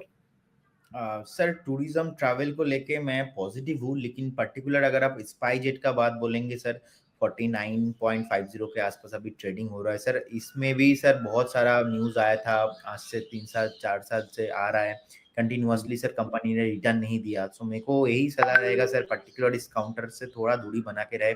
अगर मैं फंडामेंटली सर बात करूंगा, कंपनी ने 500 करोड़ का घाटा किया है सर लास्ट ईयर में, फाइनेंशियल ईयर में। सो 6,000 करोड़ का कंपनी है और आप 500 करोड़ का लॉस करते हो, ये सर बहुत बड़ा बात होता है। और प्रोमोटर होल्डिंग भी सर 18% डिक्रीज हुआ है, 18%, ये सर बहुत बड़ा बात हो गया, 18% डिक्रीज। और आप सबसे बड़ा बात सर, और एक बात मैं आपको बता रहा हूँ सर, इसके अंदर ऑलमोस्ट 5,000 करोड़ का लोन है। सो मेरे को नहीं लगता कि सर पर्टिकुलर स्टॉक में फंडामेंटली कोई दम है। और चार्ट में भी सर सेम है कि लास्ट अगर हम 4 से 5 साल का भी ट्रैक रिकॉर्ड देखते तो अच्छे से रिटर्न भी नहीं बना के दिया इन्वेस्टर्स को। तो आपको एक बार इग्नोर करना चाहिए, टोटली इग्नोर करना चाहिए पर्टिकुलर कंपनी को। रही बात सर मेक माई ट्रिप की, मेक माई ट्रिप को लेके मैं सर पॉजिटिव हूँ, लेकिन अभी फिलहाल जो है एक सपोर्ट जोन के आसपास आ रहा है। मेरे को लगता है कि सर एक बार आपको 98-95 का एक जोन है जहां पे आपको स्टॉप लॉस भी मेंटेन लगाना है। और मेरे को लगता है कि सर एक बार 95-98 का जोन आएगा तो ये फेयर वैल्यूएशन होगा। एंड मेरे को लगता है कि सर ये पर्टिकुलर ट्रैवल को लेके जो आप बोल रहे थे, कुंभ मेला चल रहा है अभी, बहुत ही अच्छा है मेक माई ट्रिप लॉन्ग टाइम पे। और एक साल का बात मैं अगर मैं करूंगा सर, एक साल में ऑलमोस्ट 120% के साथ रिटर्न दिया है मेक माई ट्रिप ने, और ये बहुत ही अच्छा है 120% का रिटर्न। और लॉन्ग टर्म व्यू में भी मेरे को बहुत अच्छा लगता है। तो अगर किसी को देखना है टूर्स एंड ट्रेवल्स में तो मेक माई ट्रिप आप देख सकते हो, लेकिन प्लीज अवॉइड स्पाइसजेट। ठीक है, मेक माई ट्रिप को आप जरूर खरीद सकते हैं अगर आपका टूरिज्म से रिलेटेड कोई भी प्ले है या आप वहाँ पे कुछ पोजीशन बनाना चाहते हैं। इस बीच हमने थोड़ी देर पहले सर इंडसइंड बैंक की बात करी थी, 3% से ज़्यादा का मूव इसमें जो दिख रहा है, ये बाउंस बैक जो कर रहा है, उसमें इनका जो दिसंबर शेयर होल्डिंग पैटर्न आया है, उसमें जो फॉरेन रूम है, वो इनफैक्ट बढ़ता हुआ दिखा है, वो बढ़कर 37% पर पहुंचता हुआ दिखा है। तो एमएससीआई का जो वेटेज है वो इस स्टॉक में इंक्रीज हो सकता है और माना जा सकता है कि माना जा रहा है कि जो 22 बेसिस पॉइंट का इनका करंट वेटेज है वो बढ़कर 44 बेसिस पॉइंट का हो सकता है। ये एक नुआमा की रिपोर्ट आई है जिसके हवाले से ये जो अपडेट्स हैं वो दिए गए हैं, तो उस लिहाज से 250 मिलियन से 300 मिलियन तक के जो एक इन्फ्लोज हैं वो स्टॉक में देखने को मिल सकते हैं, जिस वजह से हम देख रहे हैं कि आज इंडसइंड बैंक के शेयर में खरीदारी देखने को मिल रही है। इस पर हम ऑलरेडी बात कर चुके हैं, लेकिन ये एक अपडेट है जिस वजह से हम देख रहे हैं कि स्टॉक इतना ज्यादा आज एक्टिव होता हुआ नजर आ भी रहा है। सर एक बार आप पॉली मेडिक्योर का चार्ट रेडी रखिए, मैं इसकी जो खबर आपको बता देता हूँ। आज स्टॉक हालांकि 2.25% नीचे है, लेकिन इन्होंने एक जेवी एग्रीमेंट साइन किया है एमपिन C&I पावर नाम की कंपनी के साथ। हरियाणा में सोलर पावर प्रोजेक्ट सेटअप करने के लिए कंपनी की इस जेवी में 26% शेयर होल्डिंग होगी और जो दूसरी कंपनी जिसके साथ ये जेवी किया गया है उनके पास 74% का स्टेक होगा। हर कंपनी हम देख रहे हैं सर रिन्यूएबल एनर्जी में शिफ्ट होने की कोशिश कर रही है, क्योंकि सरकार का जिस तरह का फोकस है रिन्यूएबल एनर्जी को बढ़ावा देने का और जिस तरह के टारगेट सेट किए गए 2030 तक, हर कंपनी इस चीज को बनाने की कोशिश कर रही है। पॉलीमेडिक्योर हालांकि जैसे कि नाम सजेस्ट करता है फार्मा स्पेस की कंपनी है। ये जो एक डाइवर्सिफिकेशन का मूव इन्होंने लिया है, बाजार उसको पसंद नहीं कर रहा सर, 2.25% नीचे है। आप कैसे देख रहे हैं इस मूव को? सर मुझे लगता है कि कंपनी जो है पर्टिकुलर एक कंसोलिडेशन में अभी चल रहा है एंड जो हायर हाई पैटर्न बना था आज से कुछ महीना पहले, तो उससे भी नीचे चल रहा है। तो लेकिन ऐसा भी सर कुछ खराब नहीं है लॉन्ग टर्म चार्ट में। एंड मुझे लगता है एक बार जो निवेशक है उनको वेट करना चाहिए और मुझे लगता है कि एक बार ना आपको यहाँ से भी 150 से 200 पॉइंट नीचे मिल सकता है, क्योंकि सर मार्केट अगर करेक्शन हुआ और pharma sector one of my favourite sector है और यहाँ पे आपको होल्ड करना चाहिए। और पर्टिकुलर कंपनी की बात अब मैं बोलूँ तो ऑलमोस्ट 300 करोड़ के आसपास प्रॉफिट है। सो अगर मैं डिविडेंड भी देखूं, डिविडेंड अच्छा है, कंपनी डेट फ्री है, 31% सीएजीआर के साथ ग्रोथ भी होता है। लेकिन एक नेगेटिव पॉइंट भी है सर, हम पॉजिटिव नेगेटिव दोनों बात करेंगे। कंपनी का जो प्रोमोटर होल्डिंग है ऑलमोस्ट 3.5% प्रोमोटर होल्डिंग डिक्रीज हुआ है, ये सर नेगेटिव पॉइंट है। एंड अगर मैं यहाँ पे चार्ट में देखूंगा सर, अभी 2627 चल रहा है, मेरे को लगता है 2 यहाँ से 2580 से लेके 2550 का लेवल आ सकता है। सो एक बार आपको वेट करना चाहिए, जैसे ही आपको थोड़ा फेयर वैल्यूएशन मिलेगा तब आप कर सकते हो बाइंग, लेकिन इस जोन पे सर नहीं करना है। ठीक है, इस जोन में नहीं करना है, ये राय फिलहाल निकल के सामने आ रही है। सर दर्शकों के सवाल बहुत है, लेकिन मार्केट में एक्शन इतना ज्यादा है कि देखिए जो 52 वीक लो टच कर रहे हैं स्टॉक्स वो बहुत ज्यादा है। बाजार अपने हाई लेवल से इतना करेक्ट नहीं हुआ और कुछ स्टॉक्स अपने 52 वीक लो पर पहुंच गए हैं। फ्राइडे को भी देखिए तो बहुत सारे नाम थे इसमें सर। आज जो नए नाम दिख रहे हैं उसमें आईओसी है, आज 3.5% के आसपास की गिरावट है, 126 के आसपास ट्रेड कर रहा है। गुजरात अंबुजा एक्सपोर्ट्स है, 113 का लेवल है। एस्ट्रल पॉली यहाँ पे गिरावट है और इसके साथ साथ आप देखेंगे तो इलेक्ट्रा ग्रीन टेक सर, ये 1300 रुपए पर स्टॉक अब आता हुआ नजर आ रहा है। 3% की गिरावट इस स्टॉक में दिख रही है और इनफैक्ट पिछले 4 दिन से ये स्टॉक लगातार गिरता हुआ नजर आ रहा है। अदानी विल्मर तो कोई हैरानी की बात है ही नहीं कि 270 के आसपास आ गया है, ये 270 के भी नीचे है, ये तो 52 वीक लो पे है ही है। सर मेरा इंटरेस्ट जो है वो आईओसी और ओलेक्ट्रा ग्रीन टेक को लेकर है, क्योंकि आईओसी में हम देखें कि टिकट साइज के हिसाब से बहुत व्यूअर्स आते हैं, बहुत निवेशक आते हैं, और दूसरा इलेक्ट्रा ग्रीन टेक, इनमें जिस तरह से ईवी को लेकर पूरा जो एक प्ले है, ये क्या इन लेवल्स पे अट्रैक्टिव नजर आ रहे हैं दोनों स्टॉक? सर आईओसी में मैंने आपको बोला है, अभी शुरू में ही मैंने बोला था कि पॉजिटिव न्यूज कुछ भी हो, लेकिन मेरे को लगता है नेगेटिव भी, क्योंकि मेरे को लगता है कि एक बार ना आपको मैं जो लेवल बता रहा था कि 125 126 का लेवल आ सकता है, देखिए आ गया है ऑलरेडी लेवल। 3.5% के आसपास नीचे डाउन ट्रेड अभी नीचे ट्रेडिंग कर रहा है। मेरे को लगता है सर ये जो लेवल्स है, मेरे को कोई चार्ट में ना सपोर्ट नहीं नजर आ रहा है सर। शॉर्ट टर्म में कुछ भी सपोर्ट मेरे को लग रहा है कि एक बार 114 से 15 के आसपास एक सपोर्ट है, तो वहां तक आ सकता है। तो जो भी इन्वेस्टर्स अभी इन्वेस्टेड है, आपको एक 115 स्टॉप लॉस के साथ होल्ड करना चाहिए। ठीक है, तो नई खरीदारी की राय नहीं देंगे आप? नई खरीदारी सर अभी नहीं करना है इस पर्टिकुलर काउंटर में। ओके, तो नई खरीदारी ना करें, जिनके पास है वो 115 के स्टॉप लॉस से होल्ड कर सकते हैं। यही एक सपोर्ट लेवल है जो कि स्टॉक के लिए फिलहाल नजर आता है। इसके अलावा सर एक दो दर्शकों के सवाल लूंगा, फिर मैं शो एंड करूंगा।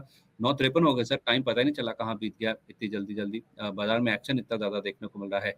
अंबर सिंघा जी का सवाल है सर, कह रहे हैं good morning Sandeep sir and Pradeep sir, मुझे एनबीसीसी एंड इंडस टावर्स पर फ्रेश एंट्री लेवल बता दीजिए, लॉन्ग टर्म के लिए एंट्री लेना है मुझे। तो सर इंडस टावर्स हमने पहले भी डिस्कस किया था, एक बार एनबीसीसी का चार्ट अगर आप देख के बता सकें कि अगर किसी को फ्रेश एंट्री लेनी है तो कौन से लेवल एप्ट होंगे।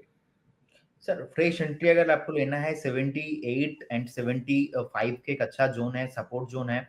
और एक बार सपोर्ट जो है 100 डीएमए का एक सपोर्ट भी है सर, ऑलमोस्ट 72 के आसपास। तो आप एक बार वेट कीजिए, अगर जो अभी करंट प्राइस चल रहा है, करंट सीएमपी चल रहा है, यहाँ से आपको 8 to 10 रुपीज का अगर डिस्काउंट मिले कभी भी आप एनपीसीसी बाय कर सकते हो। सर एचईजी में क्या करना है? हमारे दर्शक हैं अश्विन जी, वो कह रहे हैं कि मेरे पास एचईजी 45 शेयर हैं बाय प्राइस 545, क्या करना है व्यू प्लीज। 545 का इनका रखा हुआ सर, 436 पे आ गया। वैसे ही शेयर 620 रुपए से गिरता गिरता 436 पे आ गया। जिसको फ्रेश भी लेना है या जिसके पास ऊपर के प्राइस का रखा है, दोनों के लिए आपका व्यू दीजिए। हाँ सर, इनको तो पहले ही एक्चुअली काटना चाहिए था स्टॉप लॉस के साथ, वो हो नहीं पाया। तो अभी उनको एक स्टॉप लॉस और थोड़ा रिस्क लेना है, ऑलमोस्ट 405 का एक स्टॉप लॉस के साथ उनको होल्ड करना चाहिए। मेरे को लगता है अभी 435 जो चल रहा है, यहाँ पे सपोर्ट नहीं है। एक वीकली जो सपोर्ट है और चार्ट में भी जो डबल बॉटम बना था पहले, उसका सपोर्ट है वो है 402 से 403। तो उनको एक बार 404 405 स्टॉप लॉस के साथ उनको होल्ड करना है। ठीक है, तो स्टॉप लॉस के नए लेवल्स आपके पास आ चुके हैं। एनबीसीसी की जहाँ तक बात है, माफ कीजिए एचईजी की जहाँ तक बात है। सर हमारे दर्शक हैं नागराज जी, वो कह रहे हैं hello sir please take my question. E pack durable उनके पास रखा है सर, 495 का खरीदा हुआ। शॉर्ट टर्म का व्यू वो जानना चाहते हैं, टारगेट जानना चाहते हैं। 495 वाला सर वैसे तो 540 पे ट्रेड कर रहा है, इनके प्राइस के ऊपर है 45 रुपए। लेकिन दिक्कत की बात है सर, ये 670 रुपए तक पहुंच गया था, 670 वाला 540 हो गया और आज उसमें लग गया है 5% का निचला सर्किट। कोई घबराने की चिंता की बात तो नहीं सर, प्रॉफिट बुकिंग इतनी ज्यादा हावी होगी इसमें अब तो, पहले बहुत तेज चला था। सर ये नया लिस्टिंग है, particular EPACK durable and durable sector actually बहुत बढ़िया है इस टाइम पे। लेकिन पर्टिकुलर जो काउंटर है कुछ दिन पहले लिस्ट हुआ था, लिस्ट होने के बाद जो आईपीओ हाई था ऑलमोस्ट 220, उस टाइम पे भी हमारा एक रिकमेंडेशन था क्लाइंट को, उसके बाद हमने प्रॉफिट भी बुक ऑलरेडी करा दिया क्लाइंटों को। सो अभी सर जो है इतना भाग चुका है, ओवर वैल्यूएशन हो गया था, इसीलिए नीचे आ रहा है। और लिक्विडिटी का थोड़ा प्रॉब्लम है आज तो सर, मार्केट के सेंटीमेंट भी खराब है। तो आपको ना एक बार स्टॉप लॉस मेंटेन करना है, जो आपका बाइंग प्राइस है, ठीक है 495, आप 490 पे ही, 495 490 पे एक बार स्टॉप लॉस आप मेंटेन कीजिए, क्योंकि ऐसा ना हो जाए अगर बाई चांस स्टॉक नीचे आ जाए तो आपको बहुत लॉस ना हो जाए। तो इसीलिए आपका जो कॉस्ट प्राइस है वहां पे आप एक बार स्टॉप लॉस मेंटेन कीजिए। बाकी सर स्टॉक नीचे आ रहा है ऑलमोस्ट 670 के आसपास से, और ऑलमोस्ट फेयर वैल्यूएशन के आसपास आ रहा है। न्यू लिस्टिंग है, कंपनी आईपीओ हाई के ऊपर चल रहा है, शॉर्ट टाइम में इंक्रीज हो गया था, तो इसीलिए थोड़ा नीचे आ रहा है। मेरे को लगता है कि आप एक बार होल्ड कीजिए स्टॉप लॉस। बाकी सर एक बार जैसे ही 490 495 आएगा तो उस टाइम पे एक बार बोल पाएंगे कि क्या कर सकते हैं। लेकिन ऐसा स्टॉक जो न्यू लिस्टिंग है, जब भी आप इन्वेस्ट करते हो, थोड़ा कम क्वांटिटी, लो क्वांटिटी के साथ आपको एंट्री लेना चाहिए। ठीक है सर, आपने कहा नई लिस्टिंग है और मैं कुछ ट्रिगर्स देख रहा था जिसमें आज दिसंबर सीपीएम महंगाई के आंकड़े आने हैं। और लिस्टिंग की जहाँ तक बात है तो सर आज स्टैंडर्ड ग्लास लाइनिंग की लिस्टिंग होनी है एनएसई पर। मैं इसका प्राइस देख रहा था सर, 9:45 पे जो भाव सेटल हुआ है वो 32 रुपए ऊपर, 140 का जो प्राइस है उसके ऊपर 172 रुपए पर प्राइस जाकर सेटल होता हुआ दिखा है। सर आप अगर आईपीओ मार्केट ट्रैक करते हो, अगर स्टैंडर्ड ग्लास लाइनिंग की लिस्टिंग पर आपका व्यू शेयर कर सकें, क्या करना चाहिए अगर 172 रुपए पर लिस्ट हो जाता है तो? मुझे लगता है आज जो कि सेंटीमेंट बहुत खराब है, तो एक बार जिनको भी अलॉटमेंट मिला है देख लेते कि कैसे लिस्टिंग होता है। और उसके बाद सर मेरा आईपीओ में एक स्ट्रैटेजी है जो कि आईपीओ है स्ट्रैटेजी। तो आईपीओ है स्ट्रैटेजी सर ऐसा है, अगर कोई भी कंपनी लिस्ट हो रहा है, जैसे कि आप अभी बोल रहे थे कि ईपैक ड्यूरेबल के वहां पे भी मैंने बताया कि आईपीओ हाई स्ट्रैटेजी। तो आईपीओ हाई स्ट्रैटेजी ऐसा है कि अगर आपको अलॉटमेंट नहीं मिला है पहले और आईपीओ में अलॉटमेंट मिला है, ऐसा बहुत बार होता है कि इन्वेस्टर्स बहुत अच्छा अच्छा कंपनी में अप्लाई करता है, उनको अलॉटमेंट नहीं मिलता है सर। अगर अलॉटमेंट मिल जाता है, उस दिन का जो टॉप है, मतलब आज का जो टॉप होगा ना सर, मान लो 190 185, इसके ऊपर अगर कंपनी सस्टेन करता है 2-3 दिन, क्योंकि लिस्ट होने के 2-3 दिन बहुत ही इंपॉर्टेंट है, आप एक बार देखिए, ऑब्जर्व कीजिए, पेशेंस रखिए। अगर 190 180 जो भी हाई रहेगा, आप एक बार देखिए, अगर उसके ऊपर सस्टेनेबल होता है तब जाके आप इस काउंटर को होल्ड कीजिए। अदरवाइज जैसे ही लिस्टिंग होगा आप देखिए, आपके हिसाब से आप एग्जिट भी आपको करना पड़ेगा, क्योंकि मार्केट का सेंटीमेंट अच्छा नहीं है। और आईपीओ में भी ऐसा बहुत ज्यादा स्टॉक है जो अभी लिस्ट होने वाला है इस हफ्ते में। सो आप एक बार देख के इसको काम कीजिए। चलिए ठीक है सर। तो स्टैंडर्ड ग्लास लाइनिंग में ओपनिंग 172 रुपए के आसपास हो सकती है, जहां पे प्री ओपन में हमने बाजार में सेटल होते हुए देखा, स्टॉक को 140 रुपए का इशू प्राइस, उसके सामने 172 रुपए पर ये स्टॉक जाकर सेटल हुआ, जैसे आप अपनी स्क्रीन पर देख भी पा रहे हैं। और इसमें ओपनिंग हाई, कोई भी आईपीओ अगर खुलता है, अगर अपनी ओपनिंग हाई लेवल के ऊपर सस्टेन करता है तो आप उसमें 2-3 दिन बने रह सकते हैं। अगर उसके नीचे आ जाता है फिर आप अपना मुनाफा लेकर उस स्टॉक से निकल सकते हैं, अगर उस स्टॉक में मुनाफा हो रहा हो। तो सर आज एक आईपीओ खुल भी रहा है, जिसमें लक्ष्मी डेंटल का आईपीओ है, 407 से 428 रुपए का इसकी इशू प्राइस है। इस पर अगर आप व्यू दे सके, अगर आपने इससे स्टडी किया हो सर, इसमें क्या करना है? सर लक्ष्मी डेंटल, सर अगर हम देखेंगे कि कंपनी का जो सब्सक्रिप्शन पब्लिक ऑफरिंग है, almost company has secured over almost three 14 crore के आसपास। और इसको पर्टिकुलर सर थीम तो सर अच्छा लगा मुझे पढ़ के। और पी देखेंगे 89.17 के आसपास प्रोजेक्टेड वैल्यू इनका रहेगा फाइनेंशियली। और बेसिकली ये जो लाइव अभी अपडेट आ रहा है, मेरे को लगता है कि जो है ऑफर फॉर सेल कंपनी ने अनाउंसमेंट किया है आईपीओ के साथ साथ, वो है 150 करोड़ के आसपास। तो ये एक नेगेटिव सेंटीमेंट मेरे लिए है। बट नो डाउट अभी sir IPO market overall segment अच्छा चल रहा है, तो मेरे को लगता है एक बार इन्वेस्टर को आप अप्लाई करके देख सकते हो। सो कंपनी का फाइनेंशियल जो है प्रॉफिटेबल है, इसमें तो कुछ ऐसा नेगेटिव पॉइंट मेरे को कुछ लगा नहीं स्टडी करने के बाद। क्योंकि कंपनी का जो प्राइस बैंड है ऑलमोस्ट 407 से 428 के आसपास है। और आपको फेस वैल्यू अगर हम देखेंगे सर 2 रुपीज है। और इशू प्राइस जो इशू शेयर्स है ऑलमोस्ट एग्रेसिवली अब 138 करोड़ के आसपास फ्रेश होगा। और ऑफर फॉर सेल भी है, ओएफएस है। ओएफएस मतलब सर जो पैसा आप डालोगे ना, ये डायरेक्टली कंपनी के ओनर के पास चला जाता है, और जो फ्रेश रहेगा वो काम पे लगता है। सो एनएससी बीएससी पे भी लिस्टिंग होने वाला है। अगर मैं देखूंगा कि क्यूआईबी जो है ऑलमोस्ट 75% के आसपास है। और एंकर जो पोजीशन ले सकते हैं ऑलमोस्ट 314 के आसपास है। शेयर होल्डिंग आफ्टर जो प्री इशू रहेगा अभी, वो है 46.56% के साथ प्रोमोटर होल्डिंग।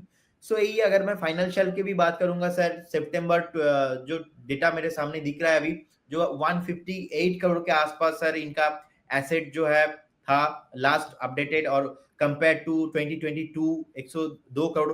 तो प्रॉफिट अगर टैक्स में पैट का भी बात बोलता हूँ तो 2022 में नेगेटिव था, और अभी सर पॉजिटिव में आया है। So no doubt is a good thing. And but आपको एक बार वेट करना चाहिए, देखना चाहिए कैसा आ रहा है मार्केट। अभी माहौल बाजार का ठीक नहीं है, तो उसके हिसाब से आपको देखना है। इस बीच आपको बता दें कि 172 रुपए पर लिस्ट होने के बाद अब हम देख रहे हैं कि स्टैंडर्ड ग्लास लाइनिंग के शेयर में मुनाफा वसूली हावी होती हुई नजर आ रही है। 172 पर खुलने के बाद 179 तक भी गया, एक टिक आया, और उसके बाद आप देखिए मुनाफा वसूली हावी होगी, 0.3% नीचे अभी 172 रुपए के ओपनिंग प्राइस के 167 रुपए 22 पैसे का फिलहाल जो लेवल है वो देखने को मिल रहा है। क्या करें सर, ये अपना ओपनिंग हाई लेवल जैसे आप कह रहे थे कि उसके ऊपर सस्टेन नहीं कर रहा, बाजार का मूड खराब है, जिस वजह से हम देख रहे हैं कि स्टॉक में हाई लेवल से प्रॉफिट मुझे हो गई। लगता है एक बार आपको शॉर्ट टर्म प्रॉफिट बुकिंग कर लेना चाहिए। जैसे कि मैं बता रहा था 190 तक जा सकता है, 189 190 तक अभी आया है। अब मेरे लिए इंपॉर्टेंट है आज का दिन। जैसे अगर अगर आज के जो लिस्टिंग है 170 के आसपास लिस्टिंग हुआ, 190 के आसपास हाई लगाया, अगर 190 के ऊपर जाता है और क्लोजिंग देता है, तब जाके मैं इस काउंटर पे होल्ड करूंगा। अदरवाइज मैं इस पोजीशन को थोड़ा ऐसे सर हल्का होना चाहूंगा, मैं एग्जिट करना चाहूंगा। क्योंकि भाई बहुत ज्यादा आईपीओ आ रहा है, बहुत अदर स्टॉक भी है, आपको वहां पे भी शिफ्ट होना है। तो प्रॉफिट बुक कर लीजिए, थोड़ा अच्छा खासा मुनाफा अगर आपको हो रहा है तो प्रॉफिट बुक करने में सर कोई बड़ा बात नहीं है। क्योंकि आईपीओ जो लिस्टिंग है उससे ऊपर ही चल रहा है अभी 165 के आसपास। सेंटीमेंट थोड़ा खराब है, इसलिए थोड़ा नीचे आ रहा है। ठीक है। तो स्टैंडर्ड ग्लास लाइनिंग 140 रुपए का इशू प्राइस है, अभी भी अपने इशू प्राइस के ऊपर ही है, जो फिलहाल लेवल स्क्रीन पे नजर आ रहा है।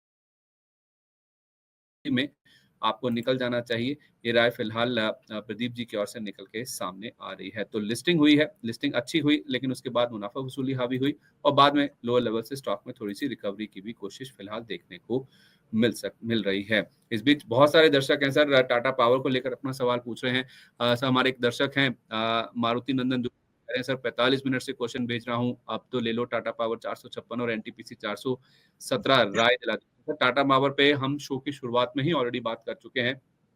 हाँ, एनटीपीसी की जहाँ तक बात है, सर उन्होंने काफ़ी हायर लेवल पे लिया है, 417 पे लिया हुआ है और स्टॉक रुक नहीं रहा है। अब तो 325 के आसपास या उसके नीचे ही इनफैक्ट ट्रेड करता हुआ नज़र आ भी रहा है। तो एक बार 417 पे जिन्होंने एनटीपीसी ले रखा है, उस पर अपना व्यू आप ज़रूर दे दीजिए सर, इनको क्या करना चाहिए क्योंकि लॉस बहुत हो रहा है इनको। ओके सर, एनटीपीसी जो अभी है सर, हेलो, जी, जी, प्लीज़। ओके, एनटीपीसी जो है अभी जो है 308 के आसपास ट्रेडिंग हो रहा है, लेकिन इनको पहले से ही एक बार रखना चाहिए था स्टॉप लॉस। तो मेरे को सर अभी चार्ट में जो दिख रहा है ऑलमोस्ट 306 के आसपास उनको स्टॉप लॉस, अभी अगर इंटरडे वाला सीन है ज्यादा है तो 306 304 के आसपास आपको स्टॉप लॉस लगाना चाहिए। अगर लॉन्ग टर्म वाला सीन है सर आपका, तो फिर आपको मुझे लगता है कि 295 टू 90 के जोन एक बार स्ट्रॉन्ग सपोर्ट है, वहां तक जा सकता है, वहां से बाउंस बैक डेफिनेटली करेगा। और सॉरी अगर आपका क्वेश्चन लेने में देर हुआ तो, क्योंकि मैं तो देख नहीं पा रहा हूँ सर। ठीक है सर, ये तो बात हो गई जहाँ तक एनटीपीसी की है और आपको इतना लंबा सर रुकने के लिए सर प्रदीप जी आपको भी वेट कराने के पीछे जो मेरी मंशा थी वो यही थी कि हम स्टैंडर्ड ग्लास लाइनिंग की जो लिस्टिंग है उसको कवर कर सके। एक फाइनल अपडेट आपको देते हैं, 173 रुपए के आसपास स्टॉक ट्रेड कर रहा है, 172 पर खुला, 179 तक गया, उसके बाद नीचे 164 तक फिसला। तो मोटा मोटी देखें तो 164 से लेकर 179 ये 15 रुपए की रेंज है जिसके बीच में स्टॉक में पिछले 5 मिनट में कारोबार होता हुआ दिखा है।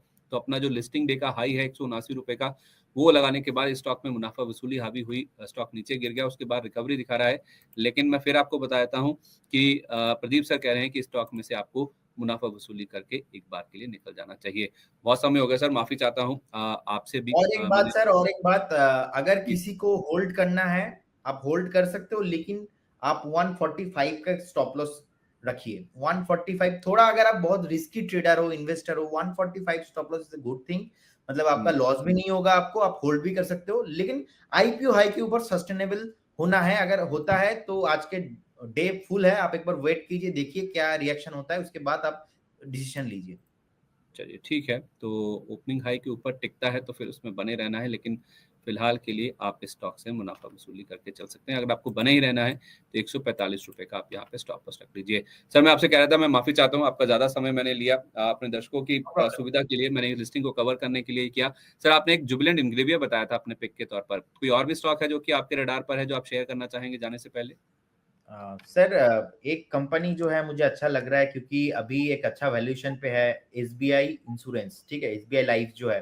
तो एसबीआई लाइफ इंश्योरेंस जो मेरे को लगता है कि अच्छा खासा करेक्शन हो गया है ये सर, एक इन्वेस्टमेंट पीक है, नेक्स्ट 6 से 8 महीने का एक व्यू है, जो कि हमने देखा कि टॉप ऑलमोस्ट 1900 का लेवल से नीचे आते आते अभी 1450 के आसपास, 1400 के आसपास आ गया था, तो अभी वहां से बाउंस बैक आ रहा है। और जो इलेक्शन डे का लो था ऑलमोस्ट सर 1350 1380 था, वहां से भी अच्छा खासा एक बाउंस बैक मिला है, उसके बाद सेम वहां से सपोर्ट आ रहा है। तो ये जो मल्टीपल एक रीजन है जहां से सपोर्ट आ रहा है, मेरे को लग रहा है कि एक बार अगर आपके पास कोई बाइंग करने का कुछ इच्छा है तो आप एसबीआई लाइफ इंश्योरेंस देख सकते हो। इंश्योरेंस सेक्टर का नंबर 1 कंपनी है।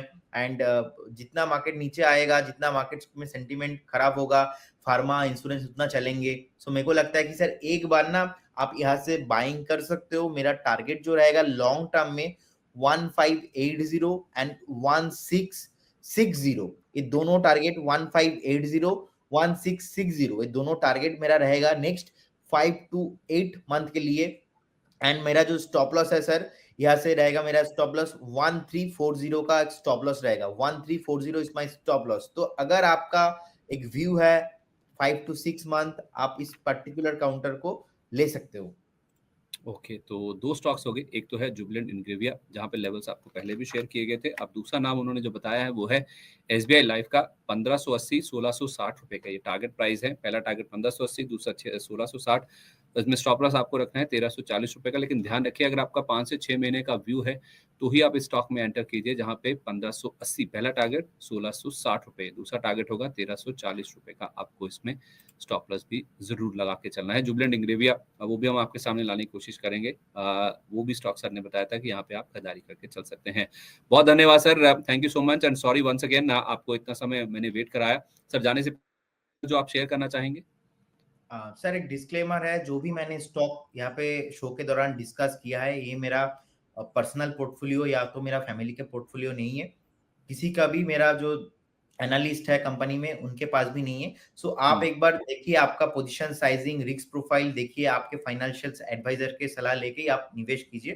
Thank you. बहुत धन्यवाद sir, thank you so much and wish you a very good day sir.